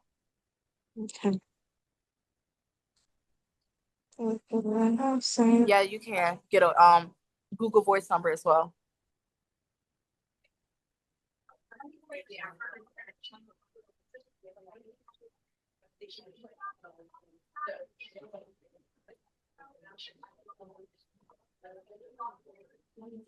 Okay. Continue. Yes.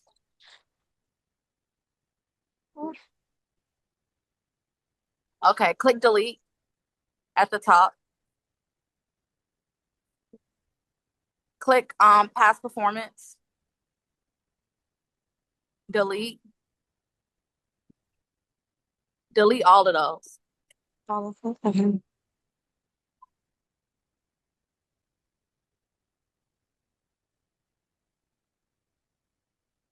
Save. Start at the bottom. All right. Save and continue. Okay, start. Does Bill wish to apply for federal? No.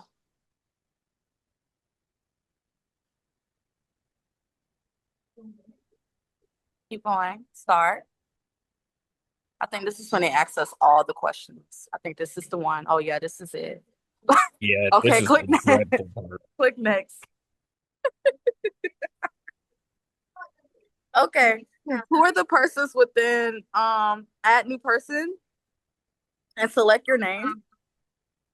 Put your name and CEO. Okay.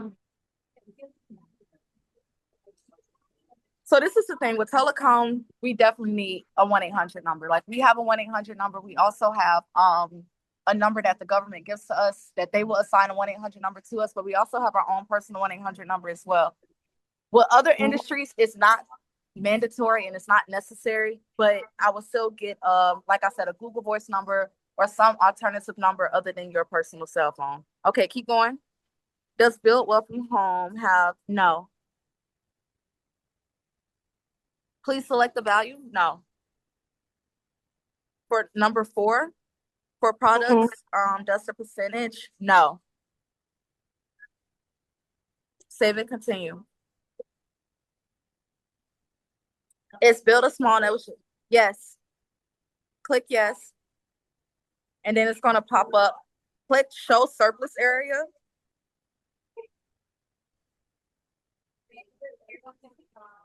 It's not. Okay. Click the drop down. Put your state and then click show surplus area and then click your county.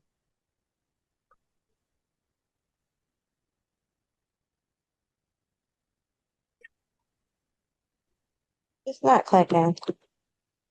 Why it's not doing it? It should show different counties. Okay, just keep going. Okay. Is building wealth from home on the control that files its federal tax returns on the owned by? No. Our records indicate that. Click the drop down. For number 7, click the drop down. No. No. No. Yeah, No. I wanted to join the IPO No. commission. So Keep I going. the Keep bachelor going. in engineering. Vendor will provide information. Click that one. And then save and continue. By me, graduating by me. So right now, Carte. 5, 11, 13, 15. Go down. yeah, 5, we said yes. Go up. Click show surplus area after you do Florida again. Click Florida and click for number 5. Number 5. Okay. Oh. including management. I think they And then click show surplus area. expired last year. So I'm a US. Okay, cool. There's no labor in your area. Click Georgia. Do Georgia. I just want to show people what it will look like. And click show surplus area.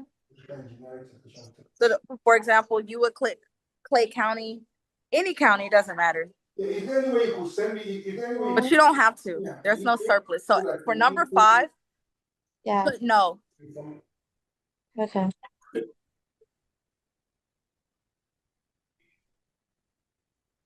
Okay. Now go to 11, I think it said, and 13 and 15. Oh, click none. Searching. Hold on. Okay, yeah. Okay. My Navy. Add new joint venture entity. Kingsley, mute your mic. Oh, yeah, because you are. you put yourself as women owned. So yeah, put your name.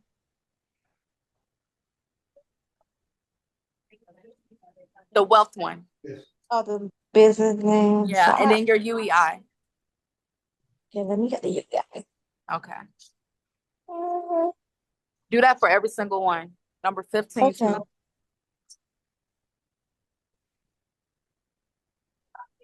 I did see IPO address. Okay. Okay, are you seeing it? Okay, perfect. Scroll down. Oh, you had already clicked next. Okay, cool. What does Yeah. it say? Hold on. Go up. Okay, it says go down the next for which are identified small town and shown. These answers are derived. Okay, keep going. Yep, okay. Please select the value. Yes. Does built web deliver any end products that are no? Please select the value. Vendor will provide information. 26. Please select the value. Vendor will provide information. Save and continue. Please select the value. Vendor will provide information with specific offers. Yeah. Keep going. Please select the value. Is no. No. No. Y'all better pay y'all taxes. No. No. No. Save and continue. Save and continue. That's built from what was submitted on the current. No. Click yes. Click yes. No.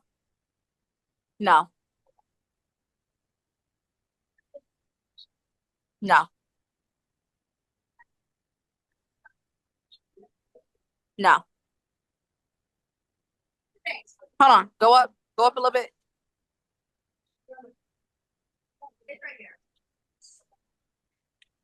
39, put yes.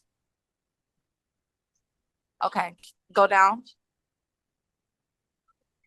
Go down. Please select the value. No. No. No. No. No. No. Hold on. Yeah. Yes. 46, put yes. Save and continue.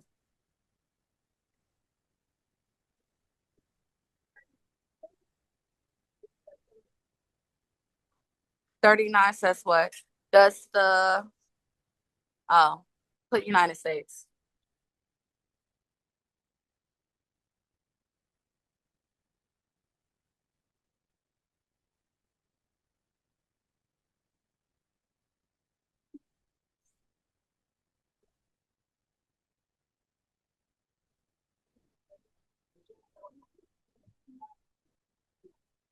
Cool. Save and continue. Keep going. Keep going. Keep going. Keep going. Keep going. Keep going. Keep going. Keep going. Keep going. All right. Click I have read each. By the way, each of those little blue links right there are like 40 pages. Y'all want to go through them? Okay. Save and continue. All right. Keep going. Same. She ready? Save and continue.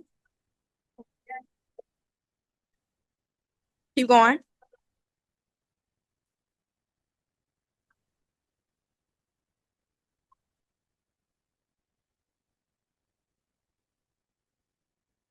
Okay. Submit. Send password.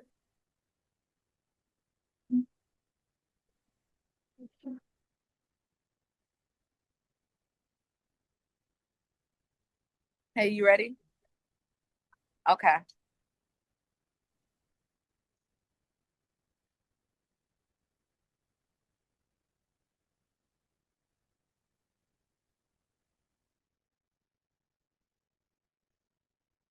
Okay, perfect. So that's completed.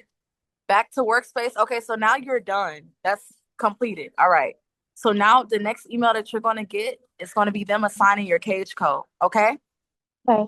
Okay, All right. Thank you. cool. Okay, cool. Last 5 minutes that I have. Let's go over to Big Banana. Yes, Attendance. Round of applause. Put clapping emojis inside of the chat. Give it up for yourself that you are about to get some contracts. Okay. The replay will be purchased. I did that intentionally, y'all, because it's just like, you got to think about it. Like, you got to think about it. It's a free webinar, okay? And I know ain't no webinars like mine, okay? I have watched webinars, I have studied webinars. I know their play, okay? I know their play. Their play is that they breadcrumb you. They give you a little bit, just to whet the appetite. And then they'd be like, if you want to go through sam.gov, if you want to do this, if you want to do that, then you can pay for X, Y, Z. Now, don't get me wrong. I have offers, okay, to work directly with me. But my whole point of doing this exact class right here is to show you guys how to do it on your own. Because somebody like me, I can see information and execute, okay? I don't need nobody to hold my hand. Some of you all do, and that's okay. So when it comes to working with John C. 101, John C. charges. Don't get it twisted, okay? But John C. don't charge for y'all to be in attendance and learn this industry on your own and go execute what it is that I show you, all right? So with that being said, I'm going to share my screen and we're going to look at some contracts. Remind me again, put in the chat again, what industries, all things call centers, telecom, I do not teach. That's a paid service. Now, before I share my screen, I want y'all to know that every platform has its own little specialty to it. Okay. So, for example, Big Banana is one of the most user-friendly platforms, in my opinion. All right. It's clean, it's easy to navigate. You'll see a lot of people inside the community be like, I love Big Banana, because it is easy. And it's beginner friendly and it's only 49 bucks a month. Then you got GovTribe. GovTribe, that's another good one for like fast tracking. Um, and they do have, I feel like they have more attachments accessible. And I think they're like 79 bucks a month. And then you got BitNet, BitPrime, DemandStar, Periscope Holdings, and other platforms that are literally one and the same, okay? It really boils down to your preference. Like all of these platforms are going to have the same contracts on them. It's just about which one speaks to you, okay? Now, I feel comfortable, all right? It's not a lot of us. It's a lot of us, but not a lot of us, okay? And I feel comfortable telling y'all a secret, okay? Um, and we got to keep this between us, all right? Put in the chat, I'll keep your secret. Put in the chat, I'll keep your secret so I know it's real. Put in the chat, I'll keep your secret. I need for y'all to keep my secret, okay? I need for y'all to keep my secret, all right? I said GovTribe, I said BitPrime, I said BitBanana, I said BitNet Direct, I said Periscope Holdings. All of these platforms start from like 50 bucks a month to 500 bucks a month. And they all got the same information, all right? But here's my secret, all right? The best bidding platform has not launched yet, okay? It's called Bid Vault, BID Vault, VAULT. Think of a bank. Bid Vault, okay? And it officially launches July 4th. Okay. On the 4th of July, I am coming out with my own bidding platform that me and my team, we've been coding, we've been testing, fixing, doing trial and error, breaking error codes, studying my competitors, studying Bid Banana, studying BitPrime, BitNet, GovTribe, getting feedback from my community, getting feedback from other people. Okay, what is it that you would add? What is it that you would take away? What is tedious about this platform? What do you like about it? What do you not like about it? And I took all that market data, okay? And we've been working on this since like I want to say February. And it releases July 4th, okay? And I've been in this industry long enough to know what these platforms lack. So I know what the beginners need. I know what frustrates us. And I know how to make the process easier. So that's exactly what BitVault um, is being built for. All right. So, and it's also cheaper than Big Banana. I had to do that because it was just like, why would I compete with Big Banana? I'm going to knock all y'all out the park. It's going to have more than what y'all have to offer. And this is my secret to y'all, but I'm not even going to be the face of it. I don't want to be the face of it.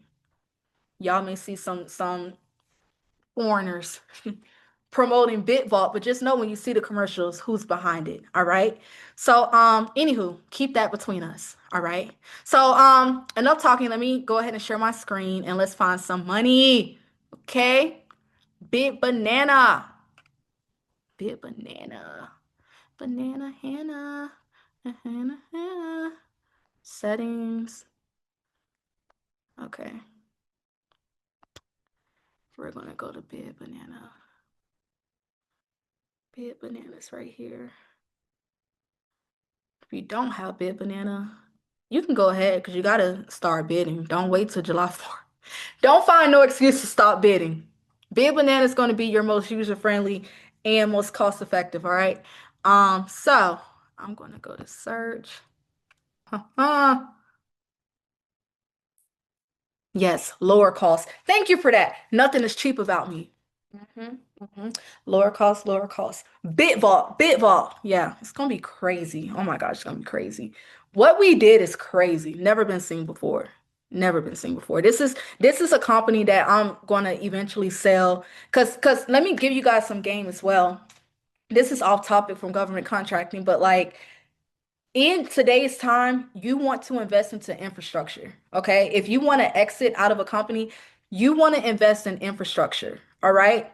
I'm 26 years old. I'm giving myself to 30 years old to truly just say, you know what, God, I feel like I poured enough into the people. I just want to live my life and just, I feel like He may have me in ministry or something full time, but I'm giving myself a few more years, okay, 4 more years, right, to do what I got to do. But you want to invest in infrastructure because investors and even people like me, okay, we are looking at infrastructure. We don't care about your product.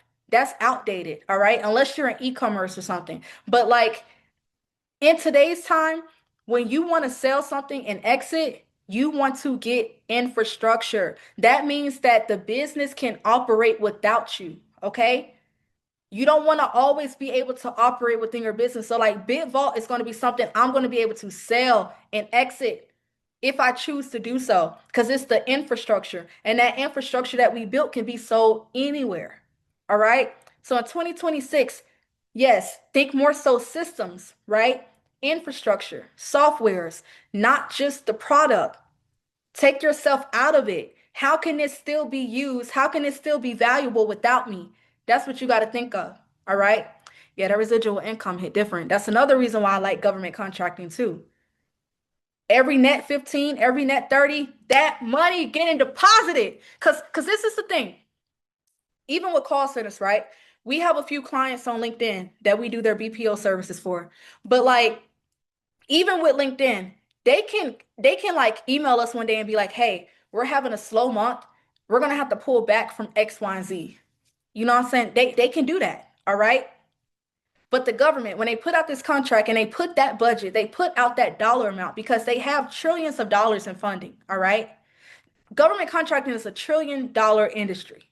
All right. So they have this funding set aside for all of these contracts that in all of these industries that we've been talking about tonight. And they put a budget specifically for that contract. And sometimes they go over the budget.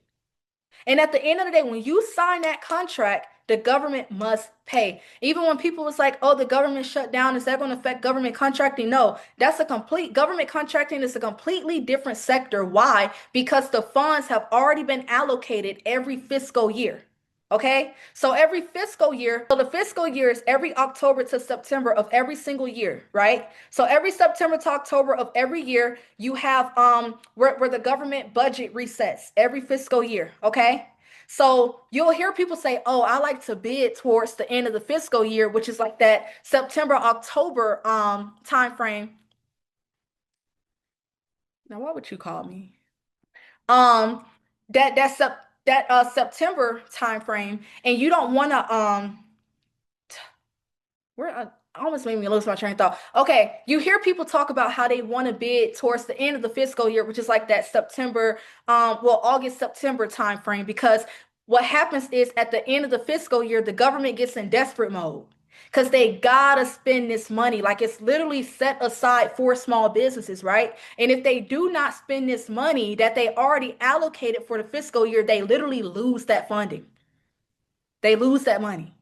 So they do start handing out contracts, okay? However, you do have a peak season. So it's like a win-win regardless. You do have a peak season though, which I think is more lucrative. And we are in our peak season for government contracting. So peak season is like right now. I'm talking about before the summer, July 1st, you got so many contracts that are starting, right? So peak season means that the government still has more money, okay, that they can spend on these contracts that they're putting out than they would if you just waited towards the end of the fiscal year.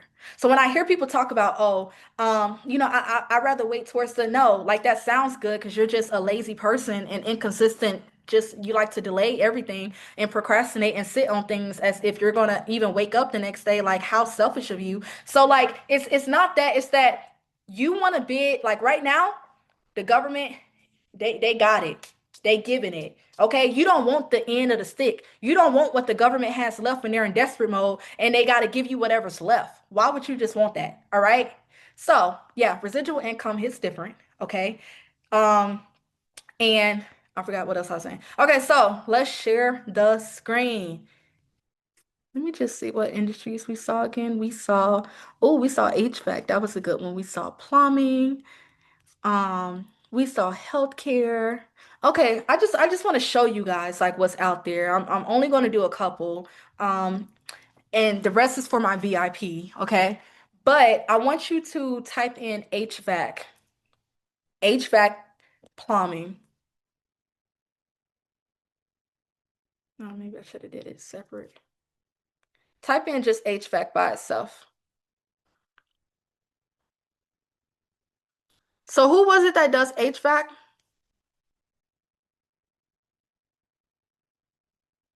How many of these? 898? Is that what they say? Ooh, I'll mute.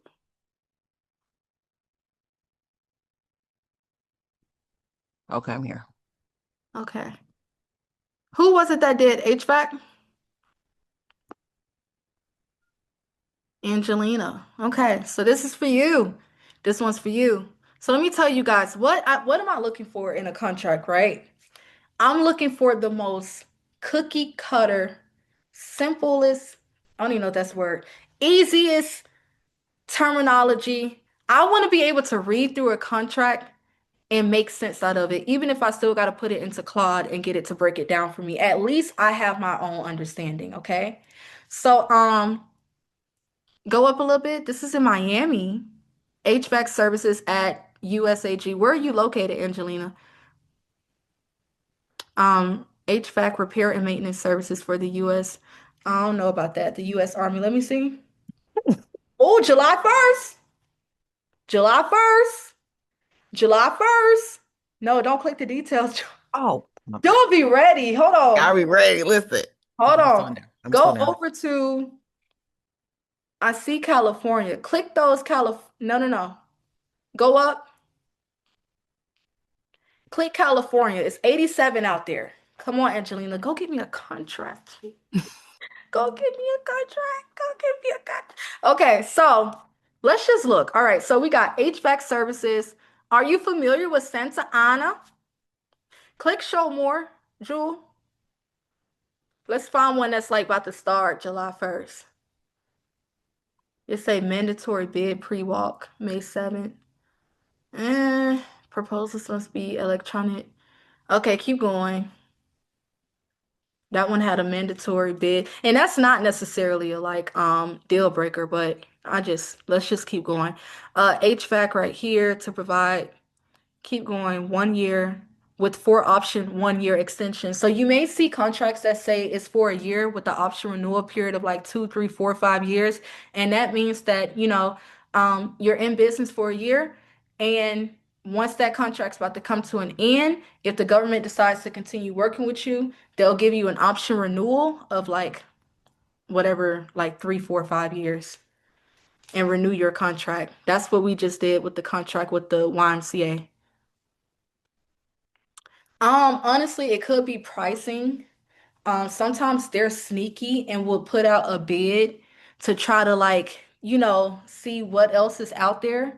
So they be Mm, locked in for you for however long, and then they may put out a bid and see if somebody can be more competitive with your pricing, and that can get them to not continue doing business with you as well.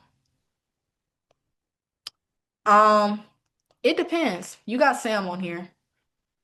So you'll see Sam, if you type in Sam, you'll see Sam contracts on here. I don't know if that one's a Sam contract, but HVAC, air conditioners, yeah, yeah, price matching, yeah. Not necessarily price matching, just everything, like a whole new proposal with from a whole new company.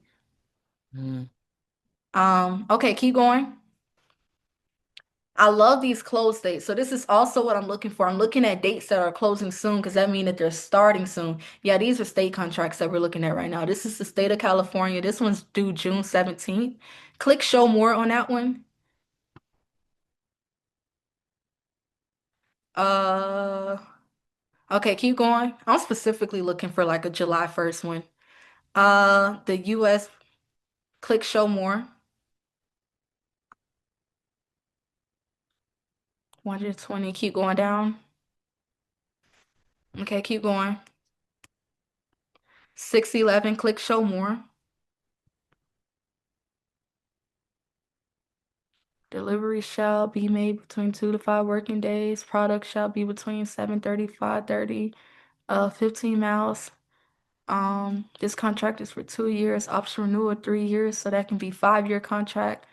Keep going. Keep going. Keep going. Bi-monthly maintenance. Keep going. Keep going. Keep going. Click show more at the end. Click on the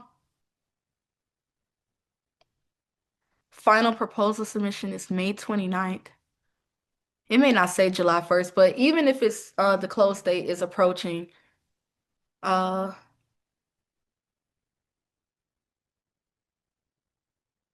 full service HVACs, certified. See, I don't know nothing about this terminology. Yeah, me either, girl. Questions due May 15th. Final proposal submission is May 29th. Okay, another thing is click on the 5th page. I like start in the middle sometimes. That one's due 6/2. Click show more on that one. Uh, it don't say. Keep going. Click show more.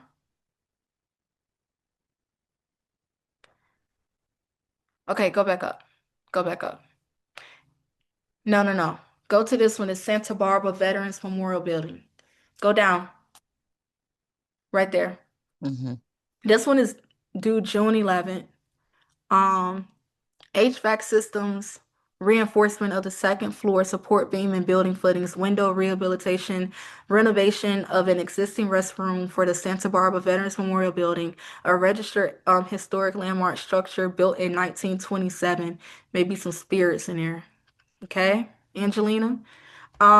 The project requires a mandatory job walk, and only those prime contractors attending the job walk shall be qualified to bid on the work. The contractor must possess either a Class A or Class B license. The estimated cost of construction is 1.6 million, and the contractor has 270 calendar days to complete all work under the contract documents. Mm. Mm. Okay, so let me ask you something, Angelina. And I'm asking you this because this could probably help somebody that's watching the replay or whatnot. Does this sound familiar to you?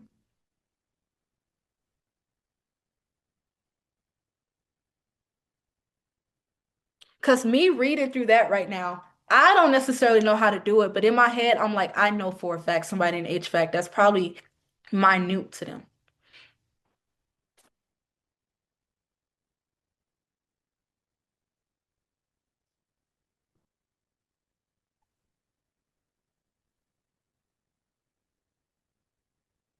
It makes sense, but you don't know how to do it.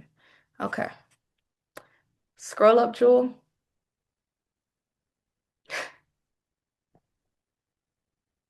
But that's a lucrative industry. So if you find somebody that know how to do it, that's still, you can definitely subcontract that out. Somebody give me some industries that are like prime contracting, where you have a connect in mind already. Like a contract is in your eyes and they're saying, hey, we're going to pay you this much cybersecurity. Type in cybersecurity.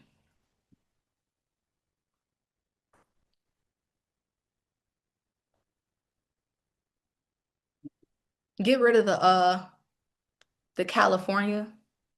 Uncheck that California. Okay. What state are you in?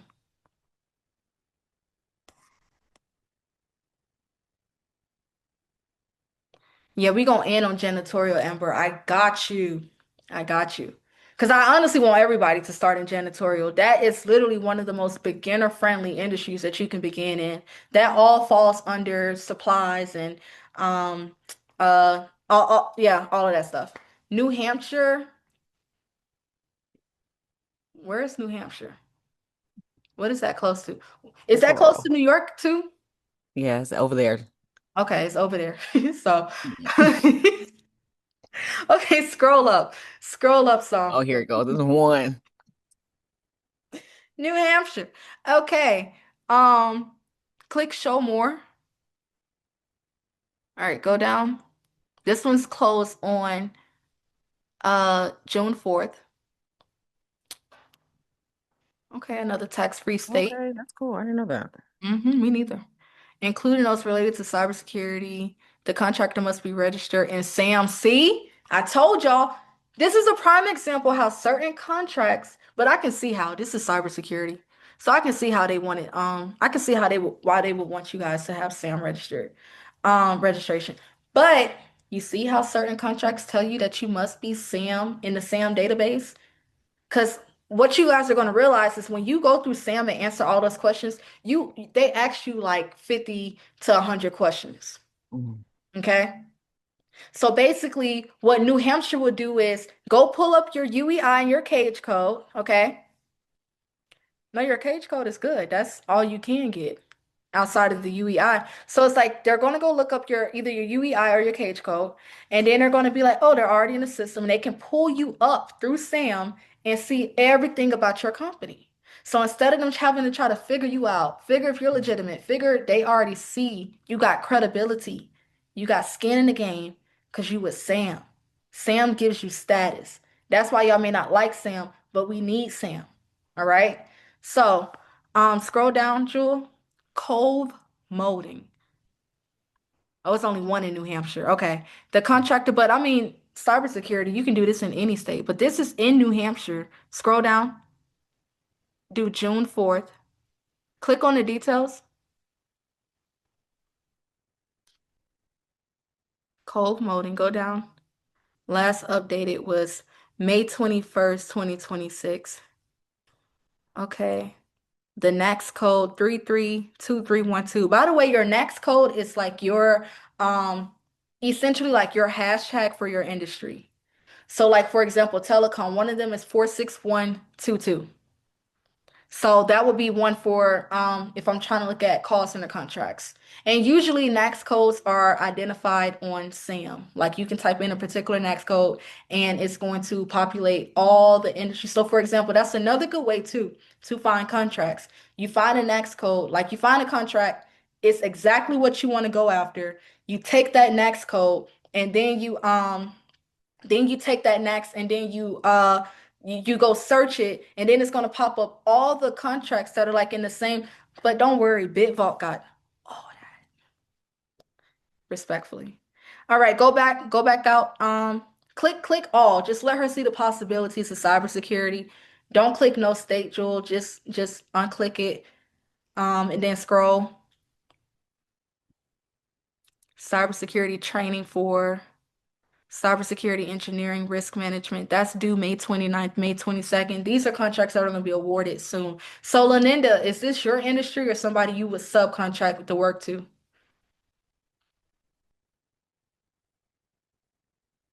Cybersecurity, privacy. Okay, perfect. I love that for you. Okay, cool. All right, keep going. Keep going, keep going, keep going, keep going. So there's possibilities. Let's do one more industry and then I'm about to get into janitorial and then we're going to do this pricing and then we're going to close out and then I'm going to head to VIP. Okay? Are you guys taking notes? How many pages of notes do you have? Drop the number in the chat. I want to know. Let's type in, somebody said, what was it? Was it healthcare? Let's type in healthcare. 4, 5, 4, 4, 4. 4. I love that. Approaching 7. I know that's right. 4, 4. Okay. Healthcare system consulting services. Um, Texas. Oh, so Texas A&M. Not going to say any names because of NDAs and stuff, but I do business with Texas. Okay. Inside of Texas, not necessarily saying Texas A&M, but let's just say that Texas A&M, yeah, they Texas is a big state and they got a lot of funding, a lot of money. Okay? Texas is a great state actually to look at contracts in. If you can subcontract some stuff out there, Texas for sure. But anywho, the Texas A&M University is qualified to a consulting service to advise potential opportunity to operate and manage in healthcare and keep going. Florida bid net purchasing healthcare. Keep going down. Keep going. Oh yes. What part of Texas you in? Healthcare claims. What that healthcare claims say? Sound like call center. Has a published request for proposal for healthcare claims. The RFP is available on Louisiana e-procurement solutions platform, which uses the cloud-based, okay, okay. Suppliers can access the RFP by logging in their username and password. The RFP is for management of healthcare claims. And the successful proposal, still sounds like call center. Click details, 621111. Go down, click on that original RFP, scroll down. That's it? Okay, never mind. You can go back. Go to Google real quick, Jewel, and see what next code is 621111. Sounds familiar.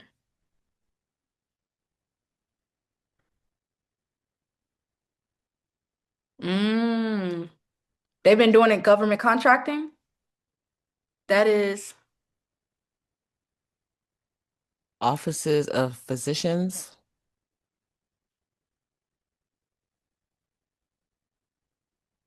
I wonder how they want their claims to be taken though. But anywho, you can go back.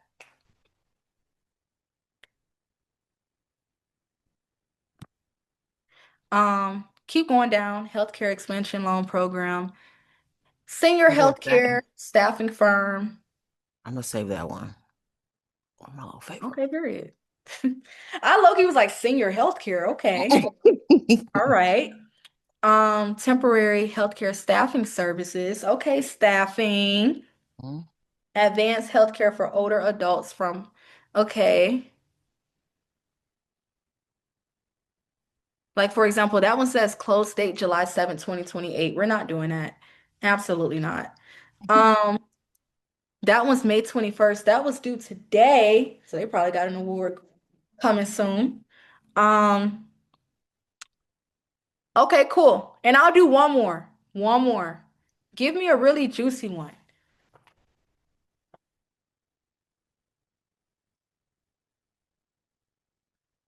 Is there any limitation? No, What there's about no limitation. disaster restoration? Huh. What do you think about? Oh, okay. Okay. I felt it. I mean, you got to think about it. Disasters over the world, across the world, right? It's not a big industry. Now, Mm. can you make some money out of it? Yeah. But do I want to spend my time on that? Not necessarily, no. Now junk removal. Let's do junk removal. Let's do junk removal.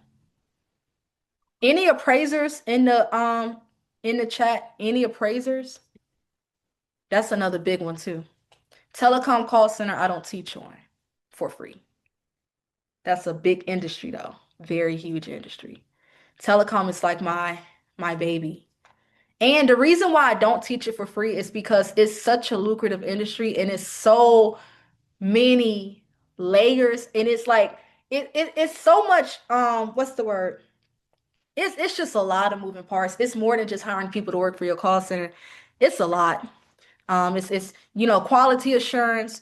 It's training your agents. It's also the softwares that we have to integrate our software with whatever contract that we get that usually has their software. We got to integrate. Like it's a whole lot of.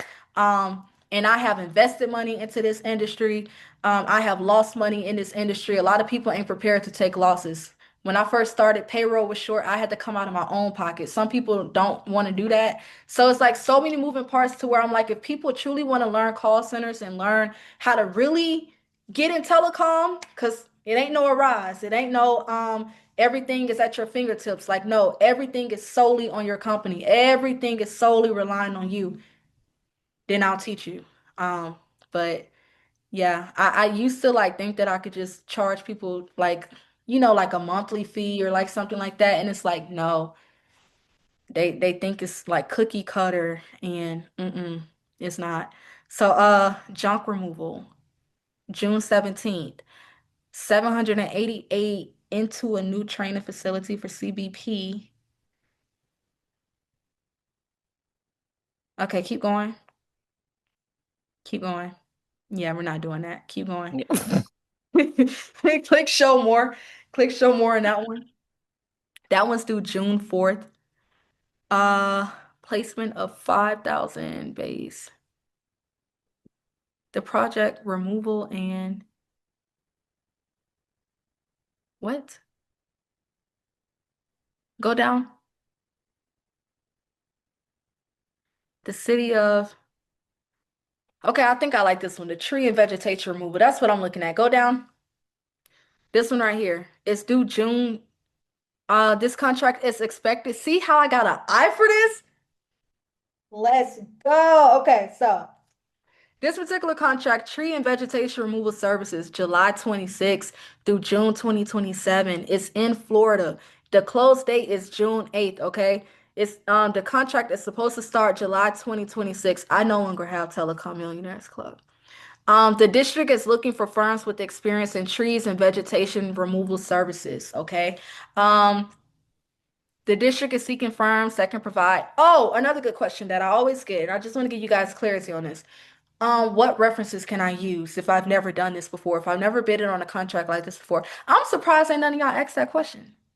Maybe y'all already got the resources. If so, y'all ahead of the game. But I tell people when you're first starting off in this industry, utilize close friends and family members that have businesses. So for example, Jewel may be bidding on a contract. She can use Hopson Connect Corporation. I'll vouch for her. You know what I'm saying? I'll say she's been doing event planning for my company and my events and my tours for like the past 5 years. I can put a word out for her. I can now don't go ask a friend that low key don't like you. Don't go ask your man that's low key hating on you because you about to get all this money and he liking when you broken out. Anywho. Like you wanna ask people that you can trust, okay? You wanna ask people who you can trust, all right? So even if you got several emails or certain things, you better go like change the name on them. Like, they're never gonna call and verify. They're always gonna email though, okay? They're always gonna email. So this one right here is just seeking removal of trim exotic hazardous trees and vegetation from the district's property. This is the initial phase of a two-step solicitation process where respondents that are successfully qualified will be invited to participate in the second phase. You know what that feels like, Jewel. As the need Mm-hmm. arises, during which they will receive an invitation to bid, including full statement of work, and will be requested to submit technical and cost proposals. Okay, cool. The scope of work includes removing. You can star that one, Jewel, because that's June 8th. We'll bid on this one. I got family all throughout Florida. Click details. Yes, real life LinkedIn endorsements. So yeah, be creative. Utilize your friends and family. Like, don't overthink it. Like, oh, and for example, let me tell you guys what I did. Okay, and that's probably why I got a lot of these contracts from my call center. I utilized Arise. I leveraged Arise. I leveraged the heck out of Arise. Y'all want to know what I got on my capability statements? I've worked with Home Depot, Neiman Marcus, Airbnb, Dick's Sporting Goods, all of these Fortune 500 companies because why? I hired thousands of people for these companies and I do still have the statement of works that I had to sign for my company.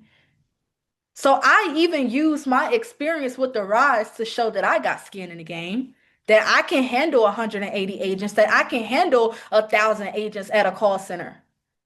So utilize also your own skills, your own, like, again, I like that. Transferable skills. Okay? So, um, scroll down, link to bid source. Okay, that's a good one. Oh, never look at the AI estimate. It's always inaccurate. Michael Sinclair, I know him. Go back. I know this man. I mean, not Michael, Michelle Sinclair.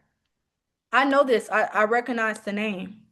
I got to look at my email, but I definitely know that name right here.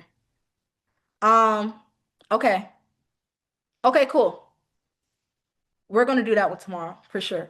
Um, yeah, okay, so go back to search and let's type in janitorial. And I'm gonna end on this one, okay? And you guys, if you have Bid Banana, you can go search your own industries and see how many opportunities are out there, right? But I'm gonna do one that's universal, one that's beginner friendly, one that you can do a rinse and repeat for any single industry, all right? So, um, janitor finna clean up. I'm using the ACL. I got to figure out how to flip that relationship for good because they didn't pay me enough for my activism. Ooh. Oh, they didn't make you sign an NDA. Okay, cool. Yeah. Mm-hmm. All right. Um, okay, keep going. Greenville. This one is through when? Cherokee County, June 16. Click show more. I think I saw that one, but they wanted a mandatory. Click on details. Pre-bid meeting. Projected award date, June 18th. I think this was the one that they oh yeah, today they had a mandatory. So this is the thing. I will still have my team bid on this contract. I saved this one actually. Like I saw this one and I saved it, but then I saw that it was like mandatory walkthrough on the 21st. But what if my proposal is so strong that I can just kind of proposition that I can pull up anytime? I missed the deadline today, but I can have somebody there. All right.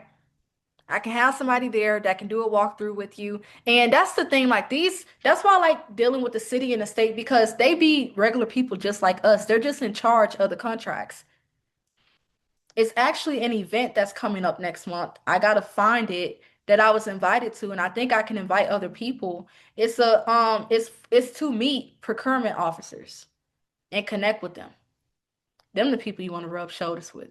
Them the people that I send a basket of fruit edible to their front doorstep because I done been on Forewarn, the the little app, and I'm able to see the address and send you a little edible basket and get you under my wing, you know? So anywho, 10,000, this reminds me of the Claremont Police Department contract. Daily, weekly, monthly, and quarterly schedule. Yep. Okay.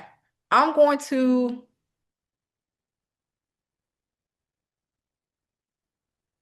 think I want to do this one. Because even if they're like, oh, you had to be here May 21st, at least y'all can still see regardless. So click on that PDF. And I think this is the one where they actually just wanted you to email. Oh my God. I love when it's just an email. Okay. Um, well, what does it say? Submit offer by June 16th. Um, This is, yeah, you can scroll down. So, well, stay right here. A lot of the proposals, right, that you are going to find, well, not proposals, a lot of the contracts that you're going to come across have all these forms attached to it, right? So, a lot of them can be either filled out, which is common knowledge, like the name of the offerer would be me.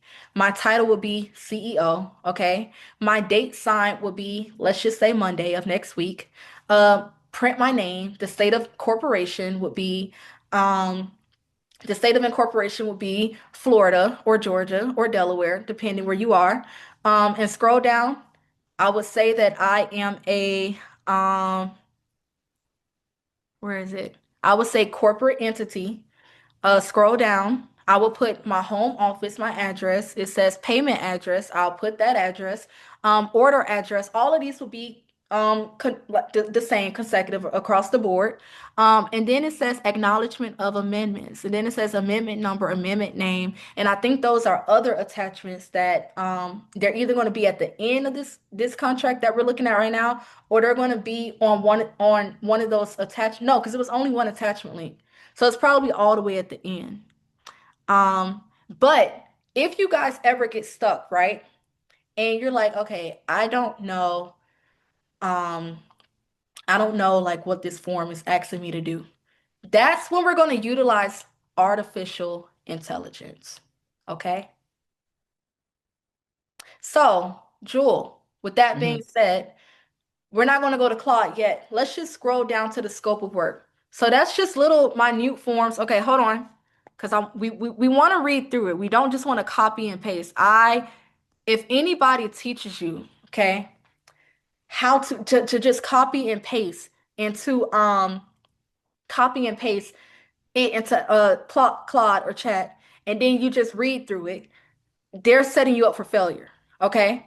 Because you need to understand the scope. I don't play around, okay, when it comes to this. You need to understand the scope for yourself before you just feed it into AI, because AI can mess up. It's still artificial, all right? We leverage AI. We do not depend on AI, all right? So if the contract is in Florida and my company is based in Delaware, you can put your Delaware address, yes.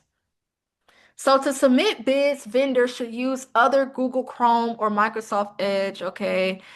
Bidders are encouraged to review the simulation for bid. Electronic bid submission is going to be at that vendor portal. Submitting the confidential data is going to be at the procurement site. Okay, so they actually click on that link so they can just see. Okay, SRM. So I'll probably have to create a password, a username and password. No, go back. Go back down. Where is it?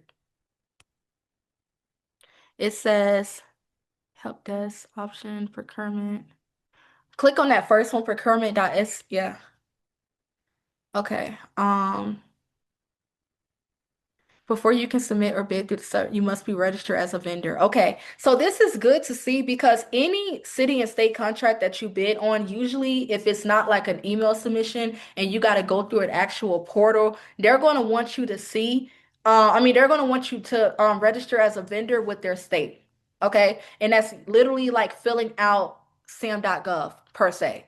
So once you submit all your information with South Carolina, for example, now you're registered to do business with them inside of the state, okay? That does not mean you have to live in that state, all right? So, go back. Jewel, go back to that page. I'm sorry. I just saw something. Click on that electronic bid submission. Okay, and then go back so I see what they did. So basically, once I register with the, please click here, click the first one. Once I register with the state, um, click on that, yeah. Once I register with the state, is it opening? Mm-mm. Click it again.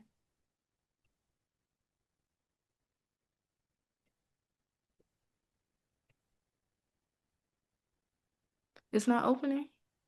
Please log into the SCEIS. Mm-mm. Okay, go back to that other one, that other page that said log in or forgot password. Click electronic bid Mm. submission. Put on.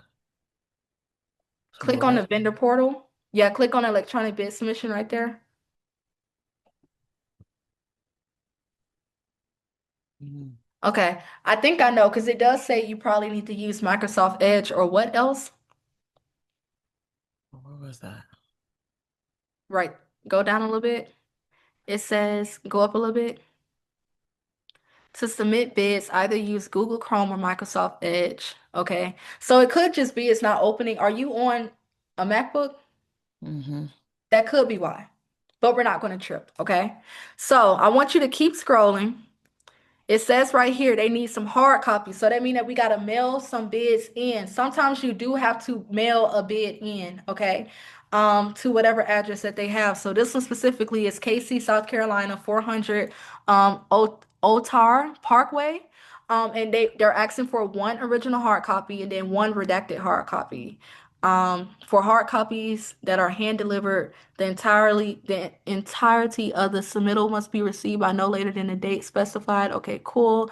Hard copies mailing address to Deborah, in Subinit, whatever, Department of Health. Please note that the terms and conditions. Okay, keep going. Okay. So now I want to look at the scope of work. Once I get through all the fluff at the top, and some contracts don't even have that fluff at the top. That's the thing. Every contract is different, literally. So the scope of the work, I want to scroll down and I want to look at the scope and I want to see exactly what it is that they want so I know how I can best serve them. Okay. Um, it is the intent of the South Carolina Department. The services are to help maintain a safe and sanitary and aesthetically pleasing environment for the health department. The contractor will be required to include all labor, supervision, equipment, and cleaning materials as described in the scope of work. All right. The maximum contract period, January, that's not accurate. They forgot there two. That can happen sometimes too. The start date is July 1st and the end date, see how they messed that up? Oh, that Mm-hmm. says 2031. My bad. It's my eyes. I thought that said 2021. Okay. Let me zoom in. Dates are provided, estimates only. Any resulting contract will begin on the date specified. Okay. The resulting contract is for 1 year with 4 1-year renewal options for a possible maximum term of 5 years. Okay. When you mail hard copies, do you send them on a regular mail or any special way, like certified? Yeah, you want it certified. Okay.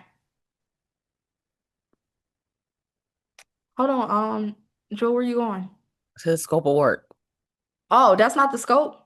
Well, it said page 18 Oh, okay, okay, from the table of contents. okay. So I'll get there. Scope of, okay, cool. So the statement of work. Janitorial cleaning responsibilities. Okay, so this is, what does it say? 10,000. Okay, so this is also good to know. If you guys are doing janitorial, usually they add like the square footage of what it is that the person will be cleaning or like your staff of people will be cleaning. I love when they give me the square footage because then I'm able to go to Claude and be like, hey, the building is this big, and how many workers do you think can fit in this wing and this wing? And do you think that we should take away? It's we'll get into that. The pricing I feel like is easier than the actual proposal. Do you think so, Jewel? No. Yeah, I knew you were about to say. I knew you were gonna say no. I like the pricing more. I like to see them numbers, okay? So janitorial cleaning responsibility, the services should be performed Monday through Friday, 8:30 to 5 p.m. or 5 p.m. to 8:30 a.m. except holidays. All right, so that lets me know I'm gonna have a revolving team. But again, don't get all caught up in it because Claude is going to help us break this completely down, simplify the freak out of this, where you're going to be like, oh my gosh, I've been procrastinating and delaying, and it was this simple. Okay. So services should be performed Monday through Friday, 8:30 to 5 p.m. or 5 p.m. to 8:30 a.m. Except holidays, weekends are permitted. Um, A list of the state holiday schedule will be provided to the successful contractor, so the one that wins the award. Areas such as the lab, the nurse exam rooms, and record rooms will require special permission and access and will require confidentiality agreements. Once completed, the contractor employee will be provided an access badge. Deposit all trash in the dumpsters. The main dumpster is located on site. Exterior front entrance, porches, and walkways shall be swept once per week. The janitorial closet space will be available for the storage of consumable and tools. The facility contact information will be provided after the award. Okay, cool. Keep going. So they need cleaning 5 days a week. So vacuum and sweep and mop all the floors. It's 20% carpet, 80% hard flooring. This shall include all building flooring, including 6 doormats. Hard flooring shall be cleaned, sanitizing using a disinfectant cleaner. No brand preference. Carpeted or tiled areas which are visibly soiled or stained, which is not addressed by normal cleaning procedures, shall be spot cleaned using a product made for the specific floor material. No brand preference. Okay, so this lets me know they're chill, they're lax. They just like, again, the government tells you everything that they need, and all you got to do is show up. It's literally the most easiest industries that I have ever seen, and the most lucrative industries because it's residual income. For example, if you're a realtor, you got to go work to sell a home. You got to go work to find a buyer. If you're in insurance, you got to go find clients that need to and convince them that they need to take care of their health and take care and cover their life or whatnot. If you're doing digital marketing and you got 200 followers, you're not going to make 50K a month because you don't have any brand presence and you do not have anybody that you can actually sell to. If you do eBay drop shipping, you still have to find products and buy the products up front. All of these industries, that's why when I see government contracting, I'm like, for one, the site is 49 bucks a month if you're doing Bid Banana, right? It's free to bid on these contracts. And to be technical, it could be all the way free if you just go search through different all the cities and states procurement websites because it's out there. The only thing these platforms have done is pull all the info for you and they got it accessible at one place instead of you having to go all over the place. So convenience, okay? But at the end of the day, it technically could be free to just go find contracts. You bid on a contract, you win the contract. That's like you got paid for what? To bid? You know what I'm saying? So, you're curious how a realtor does contracting. Are they just acting as brokers? Are you talking about in this industry or what?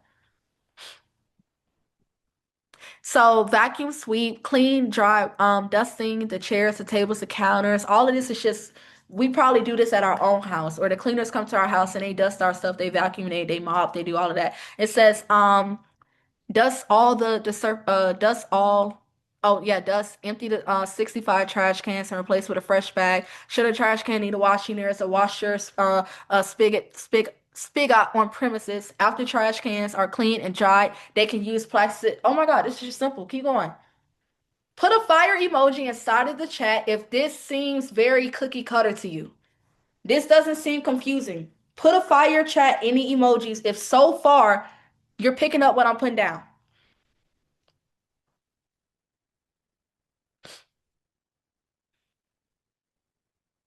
Yeah. So simple, right? This is why this is like one of the most beginner-friendly industries that I would tell anybody to go for. Okay? Unless you have like your degree in cybersecurity or like engineering or something and you know all that technical stuff, um, I would say go after like for example, janitorial first, get a few contracts, then get into that momentum and that headspace to start subcontracting other industries. Don't make it your primary goal to just go ahead and start subcontracting. Like, don't do that. You ain't even got no skin in the game in the industry yourself, and you just want to subcontract work. Like I said, you want to learn the strategy before you move on, right? Okay, so it says clean, sanitize, deodorize, and disinfect all 6 restrooms, including the traps, the drains, the toilet seats. Replenish all restroom supplies for 6 restrooms. Let's be for real. When you go inside of hotels, right? Or when you go inside of even at the schools and stuff, who be cleaning? Who be cleaning? What race are they? Let's just keep it real. What race do these people be? Whatever race comes to mind. That's a color, Lily. What race comes to mind? Mexicans, Latino, Hispanic, Latinos. Why? Because they clean really good for one. Okay? And they're very humble. I like working with humble people. I like working where, you may tell me, quote me, it's going to be 300 to clean the house, but then I end up giving you 450. You know what I'm saying? I like people that be like, "Oh my," like they're not expecting. They don't feel entitled. You know what I'm saying? So yeah, black or Hispanic. Like at the hotels, you may see more black people than you would see. Well, it really be a balance. It'd be like a mixture of both. But yeah, I like working with freelancers. Okay? I like working with the Migos. Okay? No pun intended. No disrespect. They like to work, and I like that they like to work. Okay? It ain't no shade. Okay? But the reason why I like working with the Migos, I like working with the Hispanics, I like working with the I mean, I work with blacks all day, every day. I mean, it's several black people on this call right now. Okay. I work with blacks all day, every day. So, like, but what I'm saying is when it comes to janitorial, I like to work with small companies, freelancers, which are people who are like your individual person and they have their own little cleaning card. You ever been out and about and the little lady just hands you her little cleaning card? She's like, if you ever wanted to, you know what I'm saying? If you ever, yeah, they do have a different work ethic. Why do y'all think I expanded my call center overseas? I'm not gonna hold y'all. Americans are entitled. You're paying us what?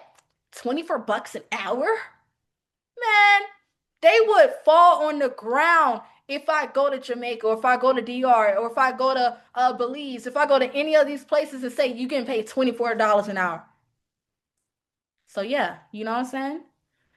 Um, so where was I going with that? So yeah, I like working with individuals that are starting out like in their industry, like they're not getting much clients, they're not getting much business, and you come to them and say, "Hey, I have a contract for the next 3 years, for the next 2 years.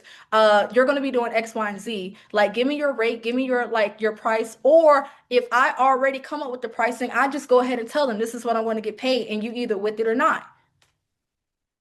So let's keep going. So sweeping it. So I say that to say when it comes to janitorial, you don't want to go look up different companies on Google and then you see different companies that are like, they got skin in the game. They got billboards. They got their logos on the trucks and stuff. Like they out here already getting business. And then you come to them and proposition something and they're like, yeah, they'll be $5,000 a week. Like, baby, no, Where's the profit for me at that point? You might as well get the contract. You the birthday. You the birthday.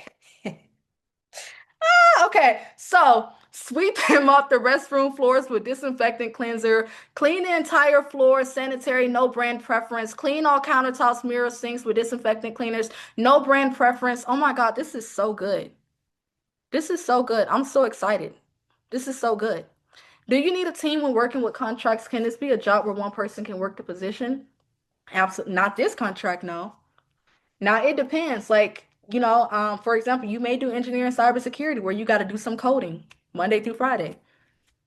There's certain contracts, at least there's certain call center contracts that we've obtained where they only need like 6 to 8 people. So like it really just depends what the scope of work, again, what they are asking for.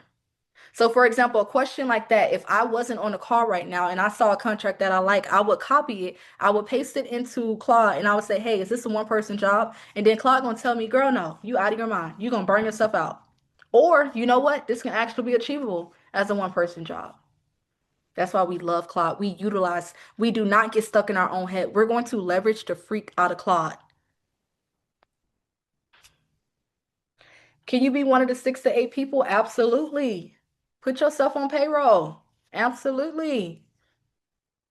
So keep going, sweep mop restroom floors. And then it tells us on monthly, they want us to dust the horizontal surfaces over the 6 feet high, the pictures and plaques. So that's like on a monthly basis. And then quarterly, they want you to dust the window blinds. They're very what's the word? Mindful.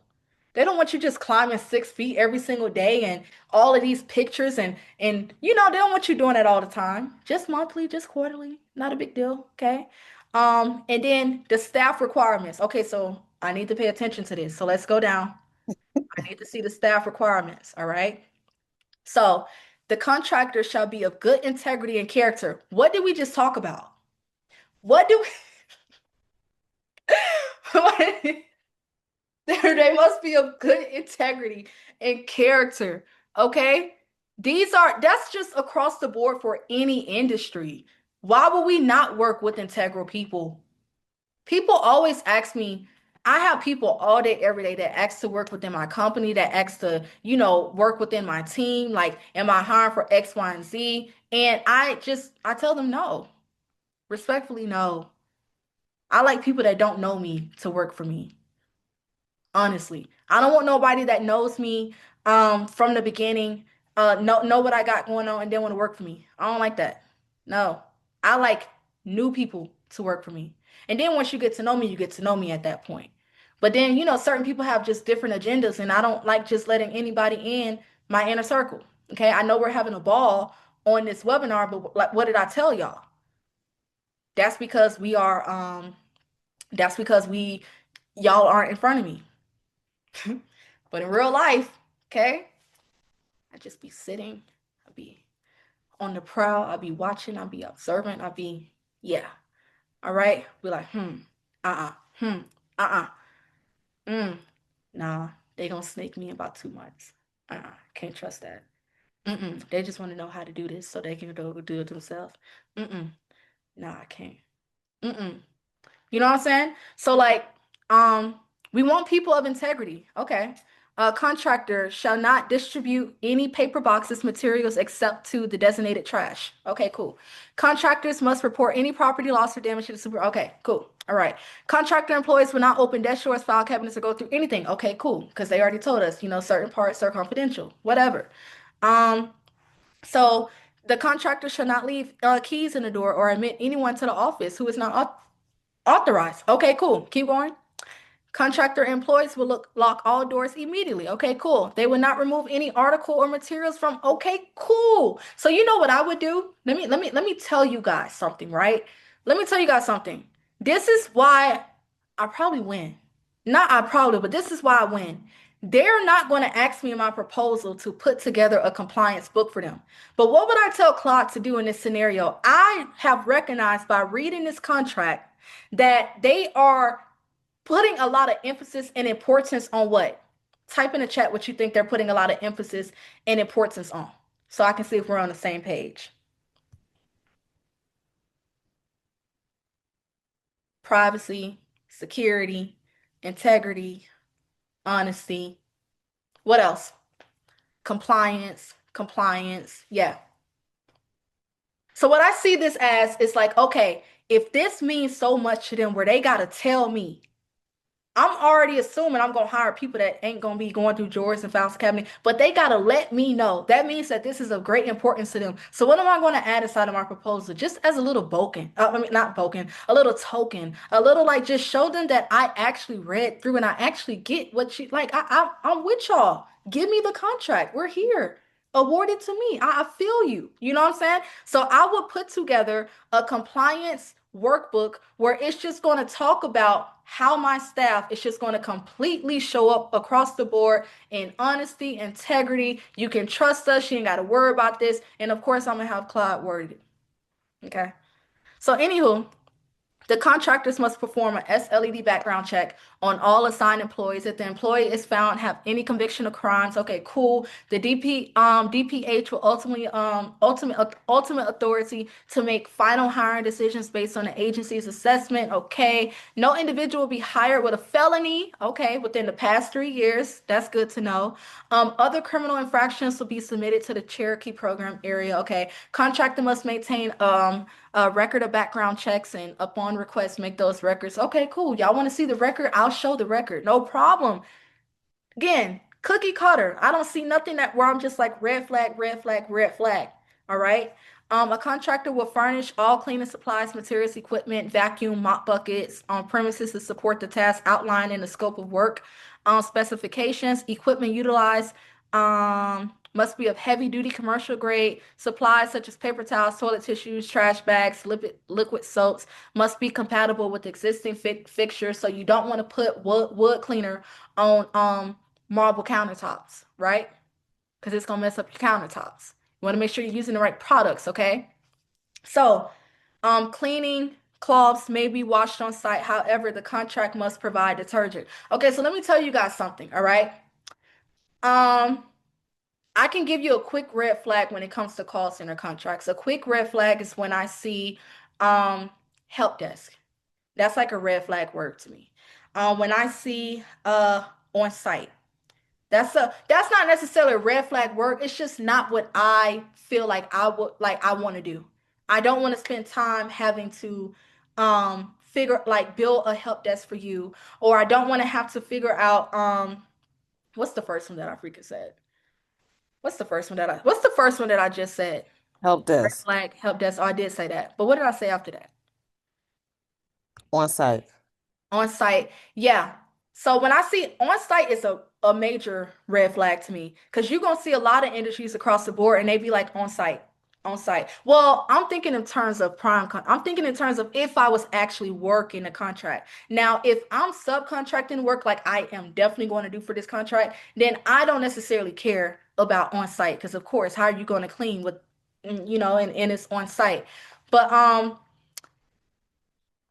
I would say um a red flag contract to me is just as I'm reading through the contract, it doesn't sound doable for me to do. Or I know it's going to be very hard for me to do, and it's just not worth the time. I'd rather find an easier contract. Or another red flag would just simply be I know that I can't even subcontract this work because I don't either know somebody in this industry or in this field, or yeah. A red flag, if I can sum it up, is it's just not doable. Okay. If a green flag contract to me is that it's doable, it's figure outable. That's the word. Even if I don't necessarily know how it's going to get done in this moment as I'm bidding, like for example, I don't know exactly how this is going to get done. Okay. But I know it's going to get done. It's a cleaning contract. It's several cleaning companies that I can outsource this to. So I know it's possible. So let me think if they were asking for us to I don't even know. It's such a good contract. Does that make sense? Let me know if that makes sense. Basically, if you can't do it, that's a red flag contract to me. Red flags is like what's like for example, a red flag in a man or a red flag in a woman. You know what the red flags are. Certain red flags in a man or a woman may not be red flags to me. They may be green flags, okay? Now, certain contracts may be green flags to me, but red flags to you. So it's just like just use your own judgment of like, okay, can I do this? Or can I not do this? And if I can't do this and it's not figure outable, don't waste your time on it. Okay. Um, so yeah, so contractor will furnish all cleaning supplies, materials, equipment. Um, it is a customized, personalized thing for sure. Cleaning cloths may be washed on site. However, the contract must provide detergent. Dang, as long as y'all paying, because y'all can't even give us no detergent. After award, all deliveries shall be made and all services provided to the following address. Okay, cool. Keep going. Information. Hold on. Inform Upload an image of a signed cover page. In page 2. Okay. Your offer should include all other information and documents requested in parts 2. Special instructions, scope of work, qualifications, bidding schedule, price proposal, and any appropriate attachments in part 6. Okay, so with that being said, when you are bidding on a contract, um, they're going to ask for usually a technical proposal and a cost proposal. All right. So your technical proposal is like technically, what are you going to propose on how you can actually service this contract? Okay. Technical is like the scope of work. That's what your proposal is going to be about. Your technical is going to be your capability statement. It's going to be you explaining how you're going to, staff the people. I again throw in my worker compliance little section up in there. Yeah, that's going to be your technical. All things scope of work, all what qualifies you as like a vendor to do business with them or whatnot. Past experience references. That's like your technical proposal. Then your cost proposal is your pricing proposal, and that's how we're going to break down the actual pricing. So for certain contracts, they're going to show us for certain contracts they show us the actual pricing schedule where we just got to fill out the form. But then certain pricing proposals, they do not give us any type of form or anything. We just have to come up with it off the back. And that's why I love Claude. All right. So let's see if they got any of those attachments. Keep scrolling. Qualifications, you may be considered at any, okay, subcontractor. If you intend to subcontract any tier level with another business for any portion of the work, and that portion exceeds 10% of your costs, involves access to any government information security, otherwise, oh, as defined in the clause, otherwise involves services critical. Your offer must identify that business and the work which they are to perform. Identify potential subcontractors by providing the business name, address, phone, taxpayer identification, and a point of contact. So this is a gem right here, y'all. I'm about to put y'all on something, okay? And I can confidently put you guys onto this because I was advised by my lawyer that this is legal, okay? This is legal, what I'm about to tell y'all, all right? This is not no under the table type thing. This is legal. In the case, I don't want to list somebody as a subcontractor, okay? Somebody drop in the screen, what do you think I would do? I'm gonna see it. I'm gonna just see. Maybe we got some extra overly smart people. Y'all already smart, but maybe we just got some people that got a little bit more, you know. What do y'all think I would do? If I don't want to subcontract with nobody. I don't want to list them as no subcontractor. What am I going to do?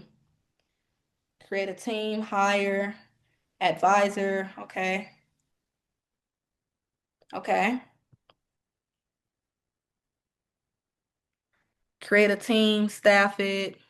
Okay. Any other guesses? Okay, so what I would do is hire them or make them independent contractors. Essentially, yeah, but this is how my lawyer advised that we do it, right? Joint venture, okay? Create a joint venture with the company that you are subcontracting the work with, all right? And because y'all are a joint venture, y'all are doing business together.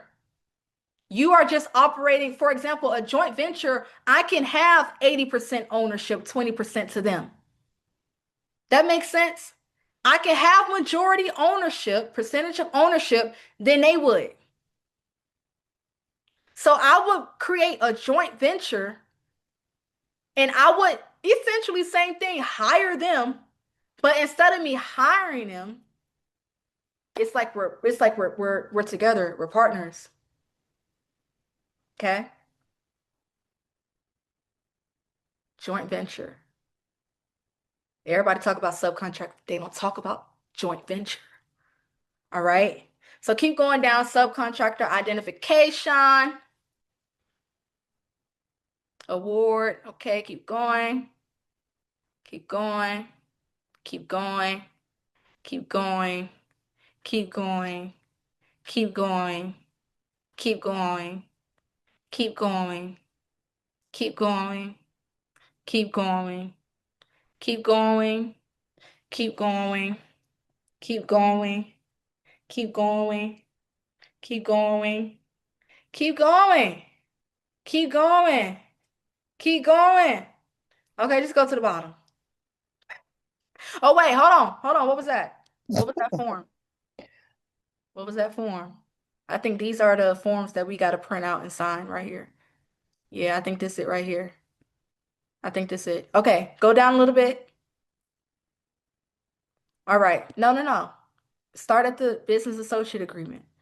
Okay. So we got to fill this out. All right, keep going. All right, start right here. Hold on. Contract number. Whatever that the number of this contract is, that'll be all the way at the top, but keep going. Contract number. Okay, keep going. Keep going. Keep going, keep going, keep going. Keep going. Okay. Effective of the date, the contract. Okay, keep going, keep going. The number, okay, keep going. As to, okay. As to me, okay, keep going. That's it. That's it. Yep. Perfect. Boom. So, on a scale of 1 to 10, reading this proposal, how confident do you feel if you were to bid on this proposal? And some of y'all may backdoor me and go bid, and I don't care, okay? I don't care. All right. But on a scale of 1 to 10, how confident do you feel that you can bid on this contract? Not bid, understand this contract. I will use like PDF Filer, PDFfiler.com, Adobe. That wasn't as scary as you expected it. Yeah. An 8, an 8, a 9, an 8, 7. Okay. Okay. That's good. Okay. 8. All right. Okay. I love this. All right, cool. So we're gonna wrap this up. 15 more minutes and then I'm closing out. Okay. Go to Claude.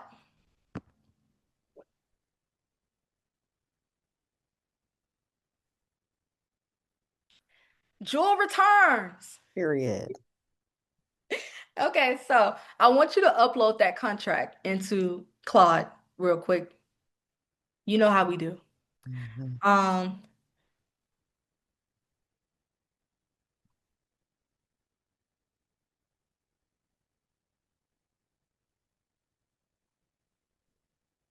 so I want you to say, hey, do you call Claude a name or you call it Claude? Claude. Okay, just making sure. Um, because like Chat GPT, I call her Chatsy. So, and then Claude, sometimes I call her Claudia. So I want you to say, hey, Claude, I have a proposal that I need to work on. I want you to read through this proposal and just let me know exactly what it is that they're asking for. What do I need to have prepared so that I can make sure my proposal is as compliant as possible. And then we're going to upload it in Claude. We're just going to let Claude just basically tell us what we already read. Just kind of give us some, some reassurance that, we know what we read. You're going to do this for any contract, by the way. Any contract. This is what's going to help y'all bid at a fast rate, too. Sitting, pondering, and just overthinking this process. Oh my gosh. Come on now. It's not that.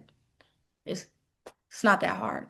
You've reviewed the janitorial services solicitation to help most effectively. Let me start with one clarifying question. Are you currently operating a janitorial cleaning business or is this a new venture you're considering? Say you're already operating.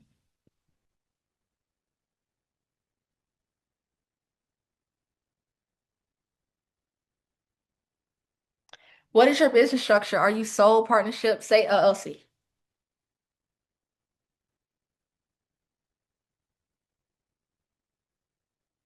If you use Claude, put a 1 in the chat. If you use Claude, put a 1. If you use chat, put a 2. Can you attend a mandatory site visit? Say it's already been passed. However, I can still go visit the site, and I'm going to include that in my proposal.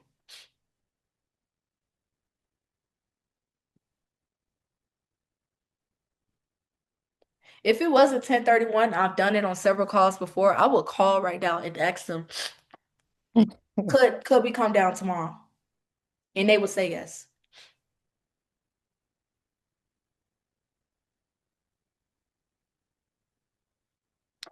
Visiting after the fact and documenting is a smart approach, though I should flag that the site visit was listed as mandatory. Okay, I hate when Claude be trying to act like they know.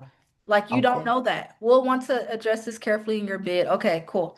The solicitation requires $1 million commercial, $1 million auto, and then workers' comp. And what website did I tell you guys you can get all of that off of? Next. Next.com.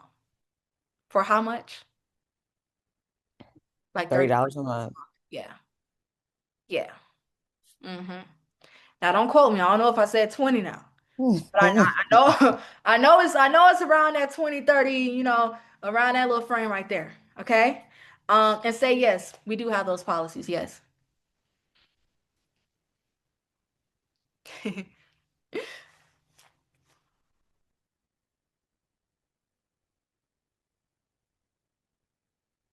Do you have a South Carolina state vendor number? Say you got to register. You're going to do that tomorrow.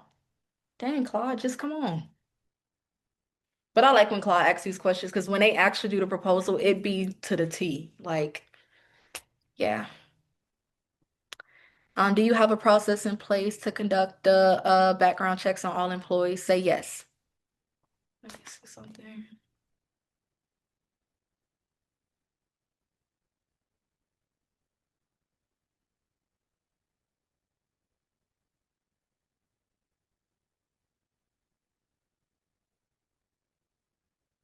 Okay. Do you have the capacity to Monday through Friday? Ask them, so in this look, so go ahead and ask them, say, so how many people do you think I would need for a contract of this size?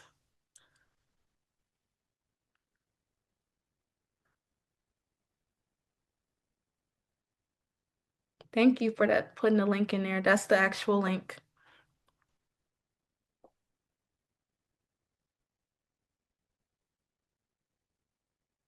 How many people do you currently have on your team and what's the average size facility? Say, just let me know what you think based on this contract, how many people I need. Like, do what I tell you to do.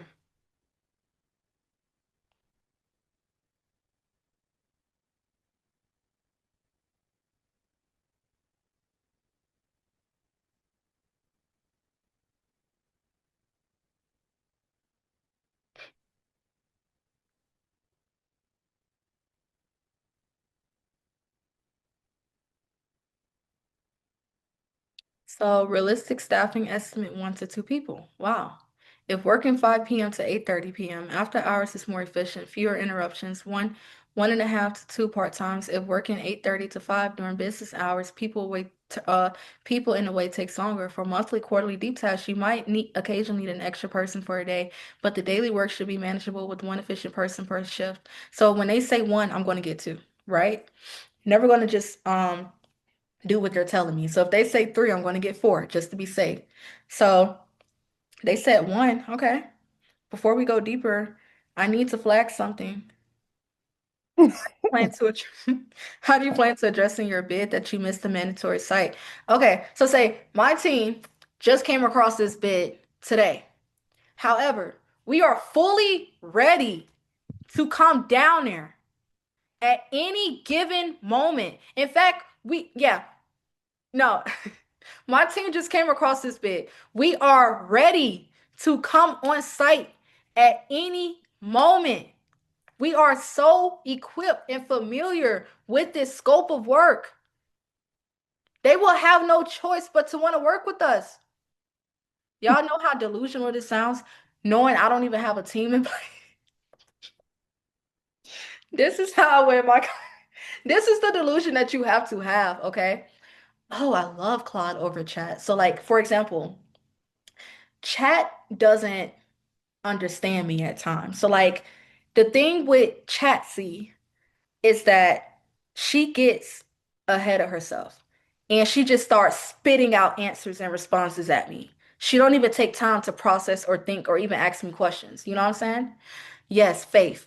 And Claudia per se, she actually asks me questions. She wants to get to know me better. She wants to get to know what I'm working on better. And then she takes time to think. So you guys are going to see when we are like responding back to her, she's going to take time to actually think before she speaks.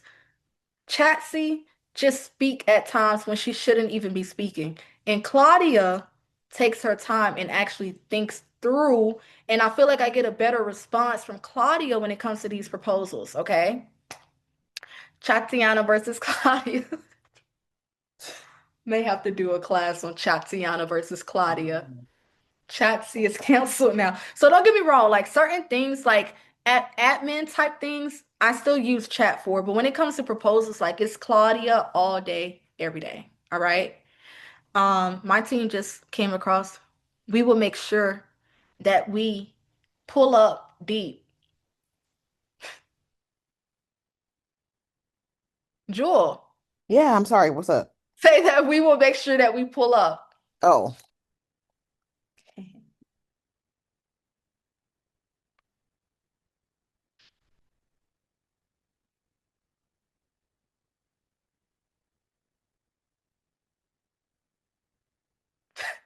Tell me if I can get there today. Okay. Site visit contact. Oh, they got our number. Let me screenshot that real quick. Hold on. They got the number. I'll be calling Amy right tomorrow. Location 400 South, time 10 a.m. Also email to notify her. Okay, Deborah, no worry. Okay. Keep going down. Sorry. Once you attended the facility, we need to talk about, say, can you help me build out this proposal? We will get to the site when we get to the site. Let's just get the proposal done. Please. And that's only because I want to show y'all. Just want to show y'all what Claudia can do. And this is for any industry.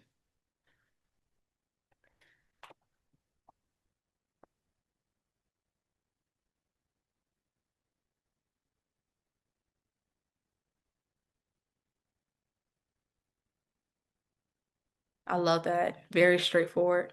Oh, it's an invitation to bid. Okay. All labor, 1 is 2, all clean. And once you give a monthly figure, I can help build. Uh, Once you give a monthly figure, I can help build out. What monthly price are you proposing? So you can just let them know. I want you to okay, so I want you to give me the best competitive pricing for this particular scope of work. I want you to do a deep market data, extensive search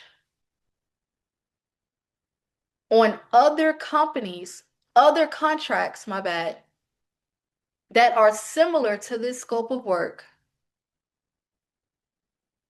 and find out what was the price, what was the award amount for those contracts. And I want you to build out my pricing based off that competitive market. I don't want to price too high. I don't want to price too low. I need for this pricing to be as strategic, attractive as possible. Yeah.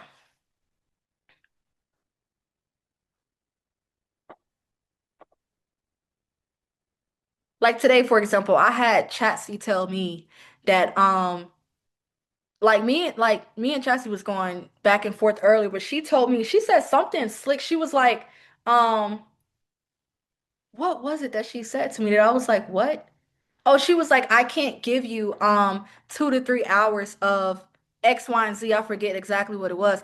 But I was just like, since when you can't, you're a robot. Like what? Anywho.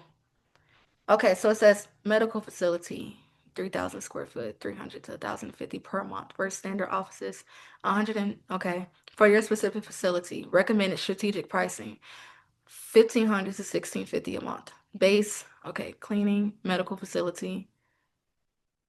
Should I build your proposal at 1,550 a month? Hold on. Hold on. 1,550. Well, they did say one person though. Okay, so now I want you to ask, that sounds good, but what exactly will be my profit on this if I have to hire at least 2 people? What would be their pay versus my profit on this particular contract? Do y'all see how I talk to chat? See, like I can't put this in an ebook or course for you guys. This just takes based off what you have read, based off what they are asking in your proposal, in the contract, your scope of work. That's how I'm talking to Claudia. Okay. I don't get in my head and be like, so okay, that amount plus, okay, oh, but I don't overthink this industry at all, y'all. I leverage AI. Once I understand and it makes sense. So for example, now it's about to make more sense because now I just want to see what my profit gonna be. So if I'm paying $13 an hour, 2 people, 1,040 a month, plus taxes, 1,300 a month. Mm-mm. Hold on. Head on. Okay, so are they working 40 hours a week though? Or is this what they're telling us? Say, are they working 40 hours a week? Say though. Are they working 40 hours a week though?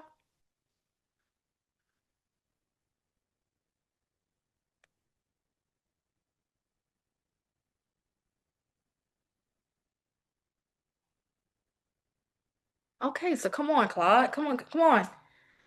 Exactly. So how do you plan? Okay, so person A, 8 to 15 hours a week.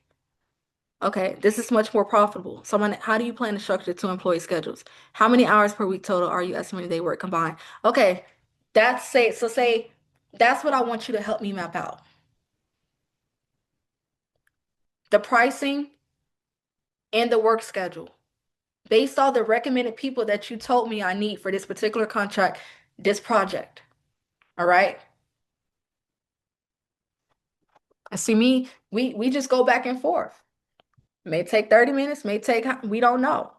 But now we just go back and forth. Now I'm just going back and forth. And then once I'm done talking to Claude and telling everything, it's about to build me one of the best proposals. What hourly wage? Okay.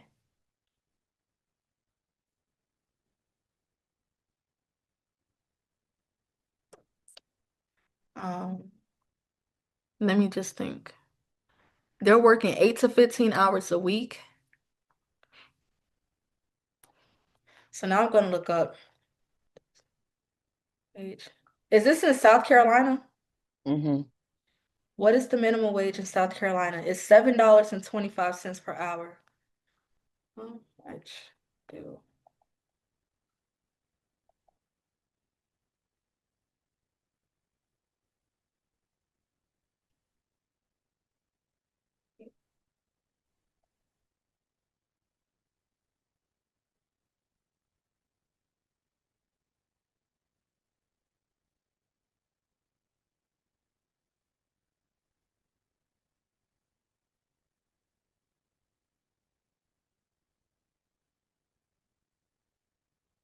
okay. Um, you can say $14 an hour. Say, if their hourly wage is $14 an hour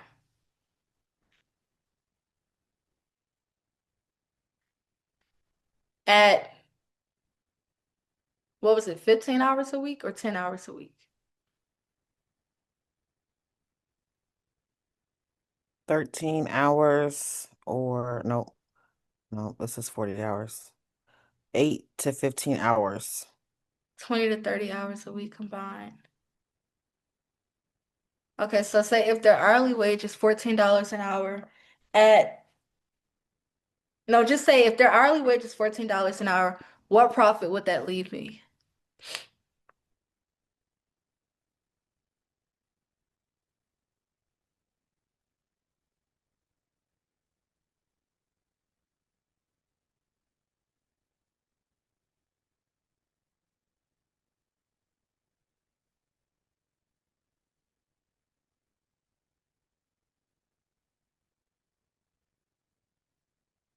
Now just imagine I live in South Carolina, I got my own cleaning company,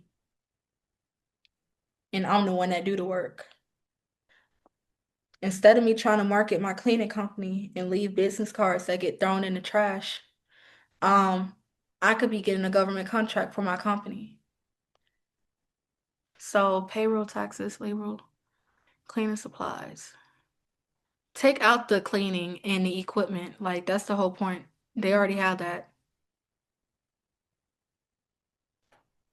Yeah, that's a loss. They said loss, $316 a month loss. Take out the cleaning supplies and equipment. I already have that.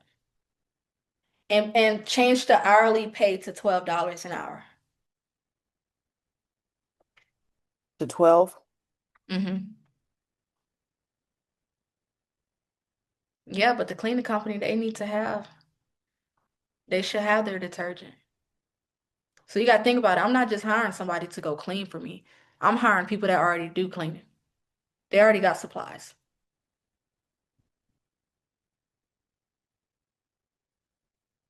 Okay. Okay. 466 a month profit. Okay, so tell them to change that 1550 revenue. Yeah. Revenue to 1950. What's my profit now? My bad, bro.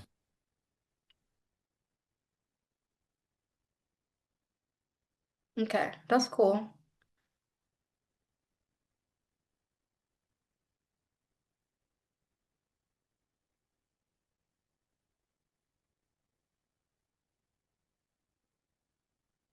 Say yes.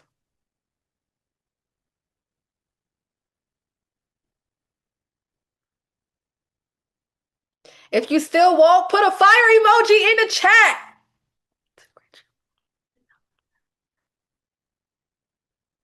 Say True Unity Group. Say use that information.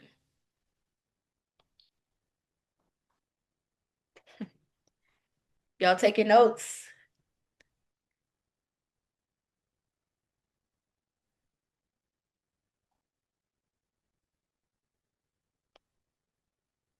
Once you guys master this Um, process, it's a rinse and repeat after that. All right?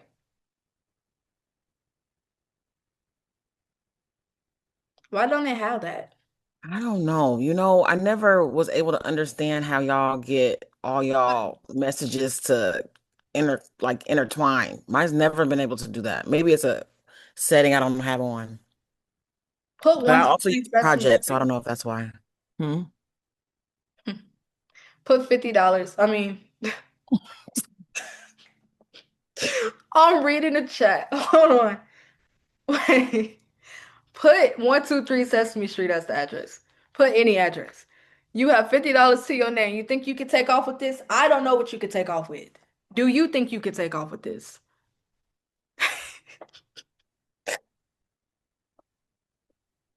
Ah, ah. Woohoo! All right.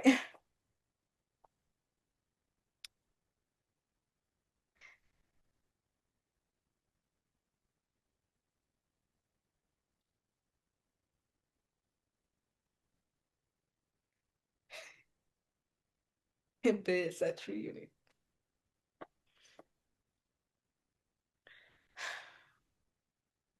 LLC.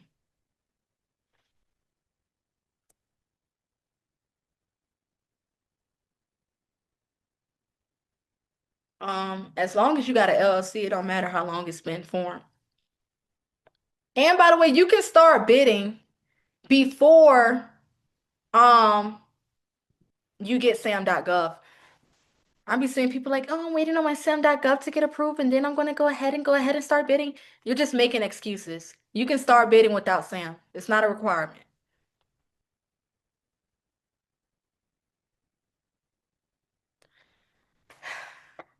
Can you clarify the name? Next, NXT Insurance.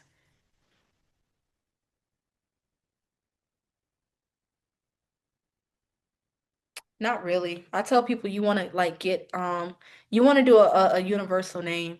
So like True Unity Group can be literally anything. It can be call centers, it can be staffing, it can be event planning, it can be cybersecurity, it can be trucking, it can be janitorial, it can be anything. So like you want to put like group in your name, enterprise in your name, holding in your name. Um you want like names that end like that, solutions in your name. Um London Solutions. You know what I'm saying? What is the complete AM rating? Hold on. However, the RP requires your full AM best rating, which includes both the letter grade and Romo. Oh, say what does that mean? What does that mean? Ask if you don't know. The dumbest question is the one not asked, okay?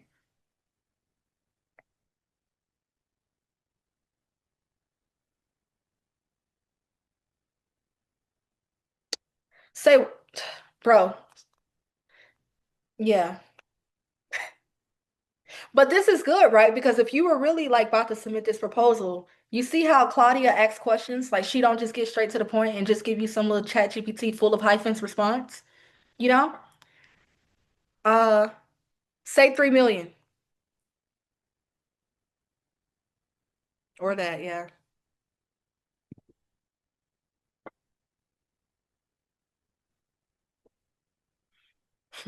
I'm excited that you're excited, Amanda. Okay? You should be excited because this is a like literally like tomorrow is Friday. You know, you may get off your 9 to 5 at 5 p.m. And from 5 p.m. to 11 p.m., you are looking through contracts and bidding. Okay?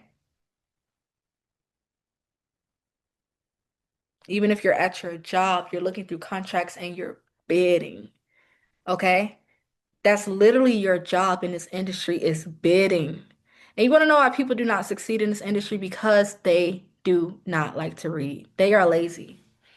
And it just overcomplicated. But all it takes is one contract. All it takes is one contract. And then once you get into the habit of stacking contracts and then subcontracting, oh, now you just collecting money.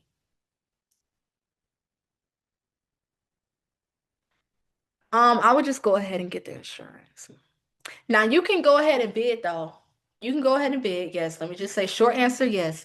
Do I recommend just go ahead and get the insurance? All right.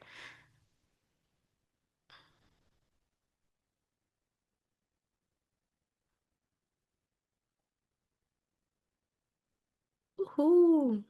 Great. I now have all your information. Before I create, have you read say yes.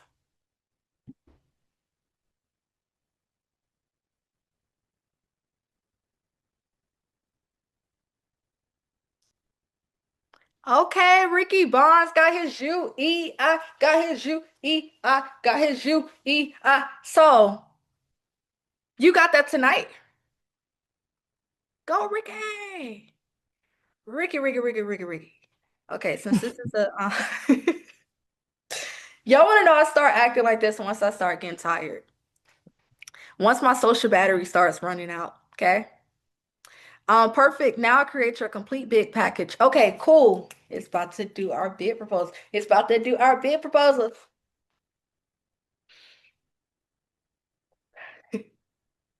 Y'all have no clue. I'm like, I don't understand. I truly do not understand. I just thank God for his provision. I thank God for his just, his strength. Because the past few days I have been on go. Like, I don't even know how I be having the strength at times. I woke up this morning, I was just like, God, like, thank you. Like I can literally feel my body tired, but like like I don't know, I don't mentally feel tired. But I know I'm tired, if that makes sense. You know what I'm saying? Um, okay.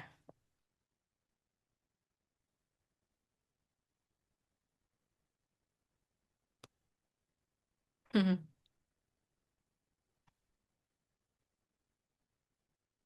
There it go. There it go.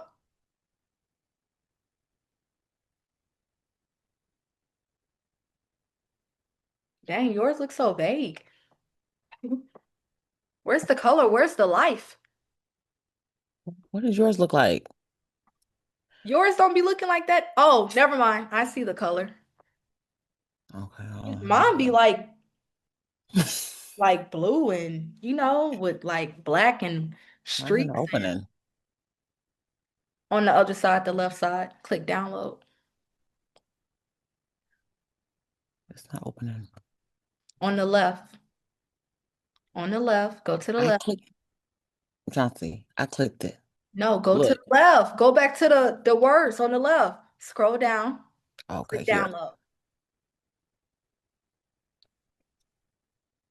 Is it there? Mm, mm-mm. Is it done? Yeah, let me tell him to regenerate. Okay.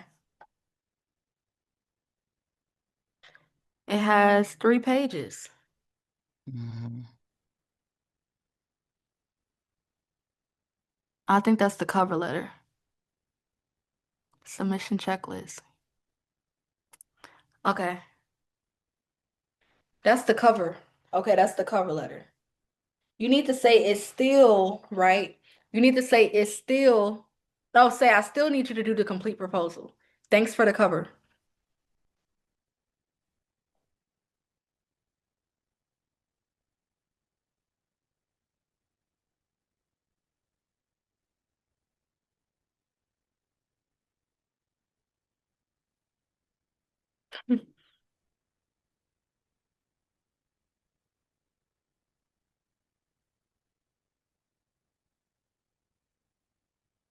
Yeah. Also, Jewel, tell it I see how they put a lot of emphasis on compliance and integrity, and I do want to add a section in there just to acknowledge that I do understand what they are looking for.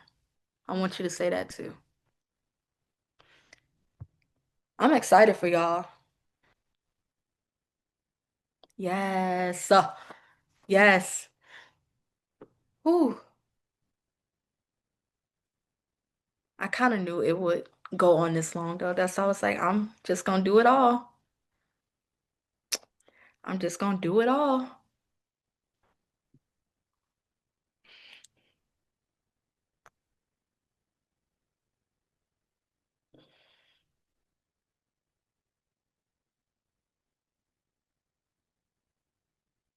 Definitely gonna stretch tonight. I stretch every night. Okay.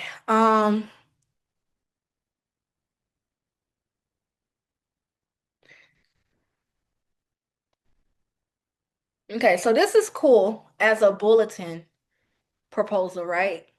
If you just want to do bullets. But if you ever get a proposal and it's just full of bulletins, I want you to tell Claudia, I want you to be like, hey, Claudia, I want this to be a hybrid proposal with bulletins and paragraph style.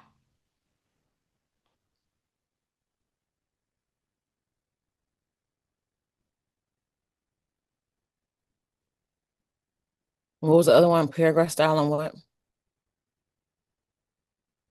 Bulletin.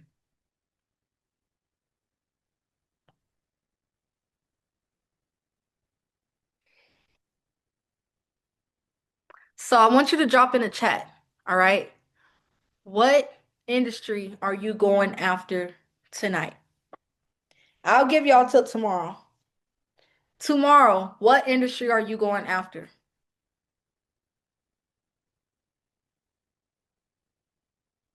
Janitorial, I love it. Cybersecurity, staffing and janitorial. Mm-hmm.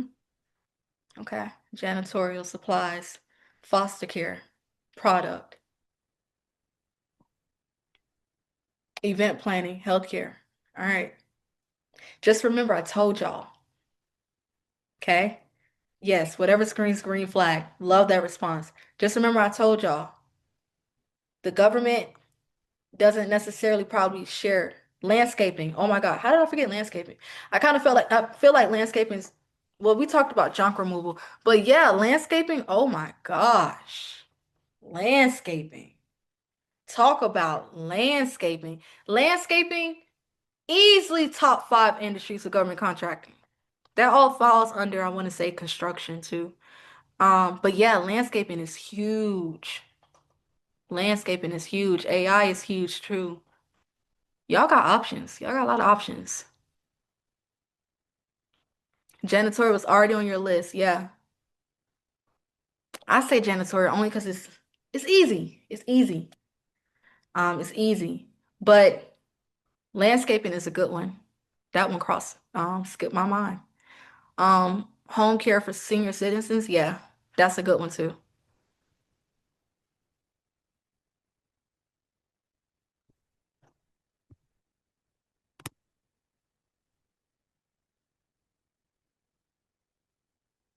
Come on, Claudia, give us our final proposal, and I'm going to release everybody. On a scale of 1 to 10, how confident do you all feel using Claudia to help you with your proposals? Scale of 1 to 10. 10, 10, 10, 10. Y'all know how good that makes me feel? 10, 10, 10, 10. 10s across the board.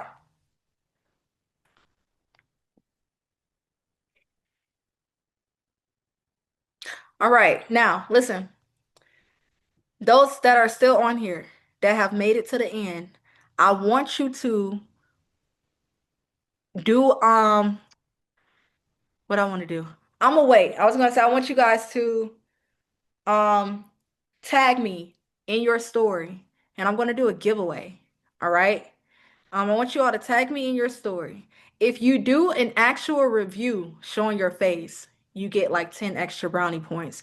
If you just do a story, as well, you get like a story of like tonight's webinar. Like even if you do a screenshot or recording of us right here in Zoom, you'll get like 5 brownie points. If you do both, you'll get like 20 brownie points.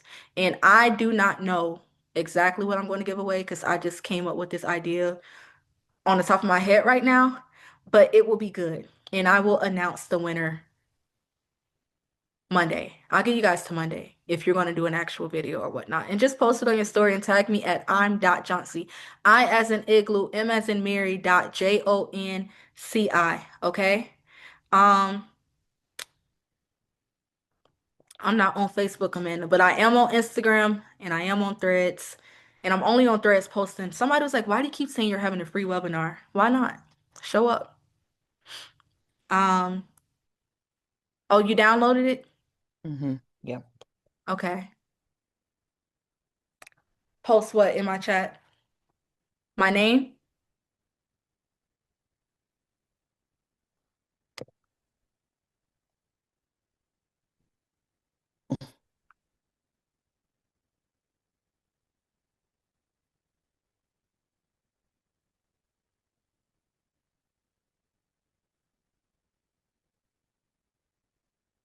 10s across the board.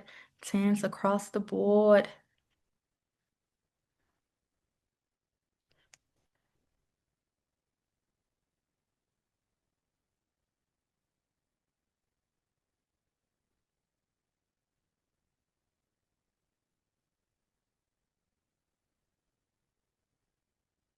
Another thing, this is a very vague proposal, but you always want to put like a capability statement of like your actual company. And that can, you can upload, if you all have a resume, you can upload that into Claude. Or chat. Chat again is good for like administrative stuff like that. You could tell chat to go ahead and put an actual you could tell chat to go ahead and put uh reword your resume into a capability statement. All right. It's still downloading. No, this is it. Are you looking at it? You don't see it? I see the first Oh, page. girl. Jesus. Am I tripping? I see your cursor. No, girl. It's me. It's me. It's you. Jewel, you sleepy? No, girl, I'm up. Okay. Exactly. I'm like, I what's need a what's break going though. on? What's going on? Get it out. Jeez, here it is. Bam. It says your screen is paused. Can you see my screen? I see your cursor and stuff moving. Okay, so you see it. It said Okay. after hours. After hours. What are you talking about? So yeah, I see the same page as well. So You don't um see it? It says your screen is being paused. VIP, I'm going to send an email out tonight. This kind of ran over time, but this was amazing. Uh, do well, I'll have to send an email to see if morning or evening work. I would like to do early in the morning, like 10 a.m. Eastern Standard Time for VIP. Uh, or I can do evening. Either or. My Friday is pretty flexible. Johnson, do you see my I screen see now? it. I see it. Okay, good. All right. Evening. What about you, Jewel? Evening? Okay, cool. Y'all want to do 7 again? Nah, let's not do 7. Let's do 5. Can we do 5? Can we do 5? Can we do I'm not 5 gonna p.m.? see. Okay, cool. Because I'm trying to go somewhere tomorrow. Trying to go somewhere tomorrow. Celebrate my sabbatical. Thank you for, of course. Hold on, don't leave yet. Don't leave. Keep going down.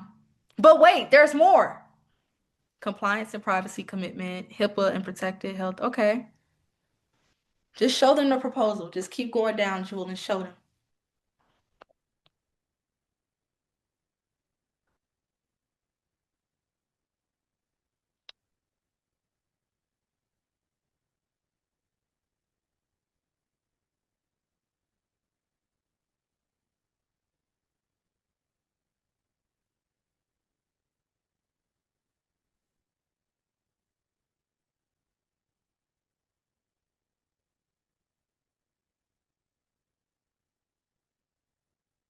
This looks really good. This is how your proposal should look, y'all. This is literally how your proposal should look. This is very thorough. You got bulletins, you got paragraph. They got the pricing in there. Mhm. I think it does come up later.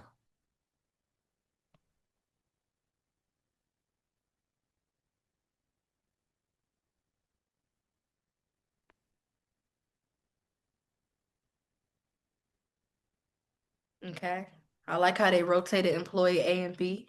I like that. It gives the procurement officer like a visual of, okay, like, you know,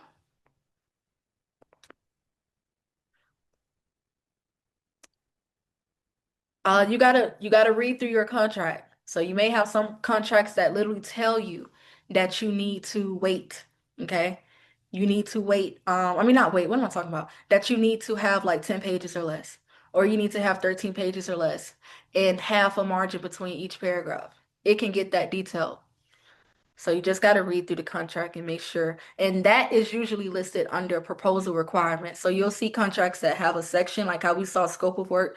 It'll say proposal requirements, and it'll tell you how they want your proposal to be structured, what they want inside of your proposal and stuff. So always check for that too, proposal requirements. All right.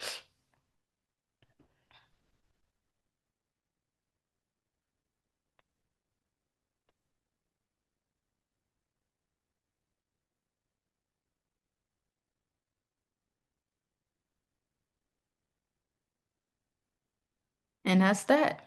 Did it have pricing in there? Yeah, right here. Okay, cool.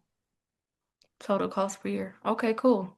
That's what teachers making these days. I saw something the other day. Teachers making like less than uh $30,000 a year dealing with y'all bad kids. Um, can you get an example of this PDF? Um, You want me to send it to you, John C? yeah, you can send it. Yeah.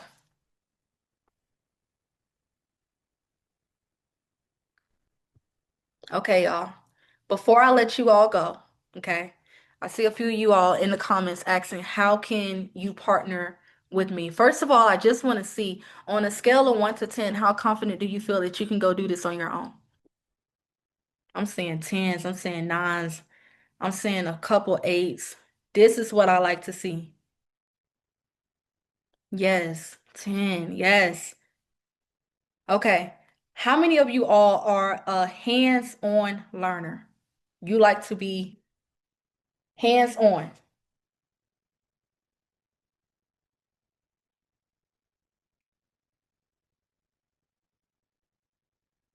How many of you are, I can get the information and go execute myself? I want you to say, that's me.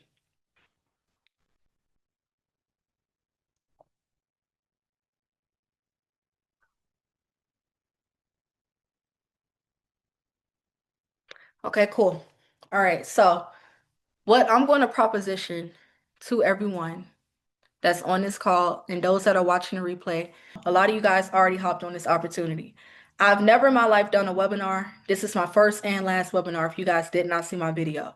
I do not have the desire to keep doing. Do y'all see how much time this took? That's why I took as much time as possible to just make sure that I get everything, lay everything out so that you guys feel confident to leave this webinar and go execute on your own and get some contracts, okay? I'm the type person, if you go find a contract and win a contract and you want me to help you facilitate that contract, I would do that. But don't come to me with an idea. I don't have time for that. We have our own contracts in the pipeline that we can focus on, all right? So I don't want to see what you're working on. When you want to partner with somebody, okay, you want to come with an opportunity that's already been won. Okay? You don't want to come with an opportunity that you don't even know if you're going to win or not. You guys already have my yes that I will partner with you. Just go get the contract. All right? Go get the contract. I will help you figure out the contract. If it's in any of the industries that I named tonight, I will go help you figure out that contract. All right? After you win that contract. Okay? Now, those of you that are inside of the community, I posted yesterday that in the month of June, I'm doing a 30-day boot camp. Okay. If you guys felt like tonight was easy, or if you felt like tonight I was very silly, very bubbly. I really love that for y'all. But when it comes to like actually hitting the ground running, I'm a different kind of beast, a different kind of monster. Okay. I'm Beauty and the Beast. All right. So, with that being said, I have a 30-day boot camp that's starting in June. This particular boot camp, I'm going to be hands-on with you all inside of the group, okay? This is for 30 days because I truly feel that before July 1st, with my team and my expertise, we are going to help a lot of you guys win contracts before July 1st, okay?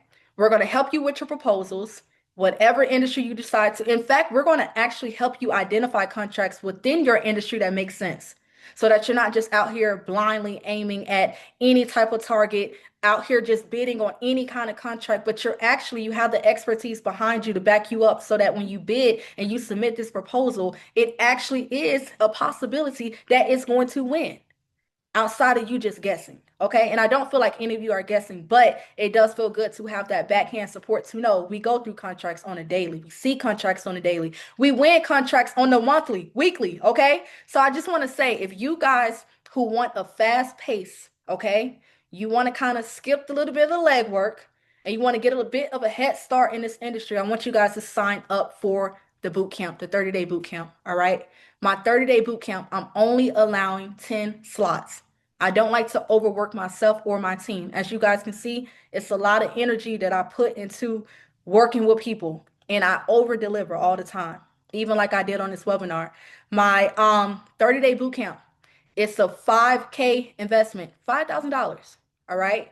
A lot of you guys got that in credit. A lot of you all got that in your man, your friend. Let me stop. Listen, don't be laying if he ain't paying. Okay. Y'all be asking for the wrong thing. Ask for that man to put y'all onto a source of income that's going to help y'all elevate y'all life. Okay? So it's a $5,000 investment, but it's a $2,500 deposit. The boot camp doesn't start until June. So that gives you guys a little bit of time to go ahead and come up with the remainder. But the deposit to get inside of my 30-day boot camp, I have 10 slots available. It is $2,500. So again, you can go execute this information on your own, or you can get a jump start and a head start inside of this industry. And boot camp is exactly what it sounds like. It is not going to be us just sitting here, just looking through all go happy go lucky. No, I'm going to be on you like white on rice. Okay. You may not like me by the end, the first few days, you may not like me. Okay. But you'll like me when it ends. Okay. And also, one thing that I have never done before in this 30-day boot camp, I'm teaching call centers. I've never done this. Okay. So, if telecom, starting a call center is your lane, is your industry, I'm teaching that inside of this boot camp. All right. I don't have no other services right now outside of my one-on-one mentorships, which start at 25 grand. I don't have any other services that's going to teach you on call centers. Right. So, if that's something you want to do, I will hop on this 30-day boot camp. I can't guarantee for legal reasons, but I am confident that I and myself, my team, are going to help you secure a contract before July 1st. Okay. So, with that being said, if you want to get this offer, I want you to text mentor, MENTOR, at 470-906-9080. 470-906-9080. And when you text mentor to 470-906-9080, you're going to get a link. You're going to get a link to do your deposit. Your deposit is $2,500. You'll have a couple weeks to come up with the remainder. If you want to utilize credit, I do have an in-house funding team that will get you funded as long as you have a 680 credit score and up. I'm out of here, y'all. We had a great call. Jump fire emojis and champagne bottles and all of that stuff, okay? Regardless, y'all, I want y'all to understand, just execute what I teach you. You don't got to do with me. You may get there quicker doing it with me. I'm not gonna hold you. However, you don't gotta do it with me. All right. Yana Pines won a contract in March. Okay, a $1.08 million contract. So it's like a million and 1,000,000 like 80,000. All right, in March. It starts in July. Okay, she's inside of my community, and she just won that contract for her call center. So I just want to say, I get results. All right, I get results. Um, Perfect. Okay. All right, y'all. How do you get in VIP? In your email with the Zoom link, it should have been a link as well if you wanted to upgrade to VIP. If not, if you don't see it, again, if you don't see it, I don't know, because it should be in your email. If you land a contract and want to partner with me, how can we reach you? Does it cost to be a part of your community? So yeah, I would join the community. That's another thing. Join the community. The community is 99 bucks a month. All right. I go live at least twice a month out of there. I drop different tips, different gems, and different things. If you guys have a proposal and want us to look over it, we also do that as well. That's inside of the community. It's 99 bucks a month. Okay. So this is my first and last webinar. Um, and I will be inside the community. I will be on YouTube at Johnson Hopson. I got a lot of videos on there talking about government contracting and pricing as well. I will be on Threads, probably just promoting my businesses because that's what I just use social media for anyway. But you can find me on all social media platforms at I'm.Jonci, I as in igloo, M as in Mary, .JONCI. And if you want to reach me by email, like you want to send me an actual, let's say you want a contract and you looking to partner with me, you may, or I'm also looking to expand call centers too, by the way. If you guys are looking to open up a brick and mortar, you want to partner with me in that capacity, email me support SUPPORT at Hopson HOPSON. In fact, let me just type it. Connects.com. My first brick and mortar was in Dominican Republic. I am looking to expand somewhere in South Africa. I was going to go to Panama, but they put a bad taste in my mouth, so no call center will be in Panama. I am open to Jamaica as well. Jamaica been asking me to come out there, so I am open to partnering on a actual brick and mortar call center. I am looking for partners with that right now. Okay. And when I say partner, I mean I'm putting up money, you putting up money. Like it's not like I got the resources out there. It would just literally be to come on a project with me. All right. Um, so with that being said, congratulate you guys for showing up and being thorough and staying to the end. And I wish and just pray many blessings on you guys. And I will see you either inside the community or I'm going to see you on social media. So tag, follow. I'll see you guys inside the WhatsApp, like Jewel said, okay? Or inside the community. All right. Peace and blessings.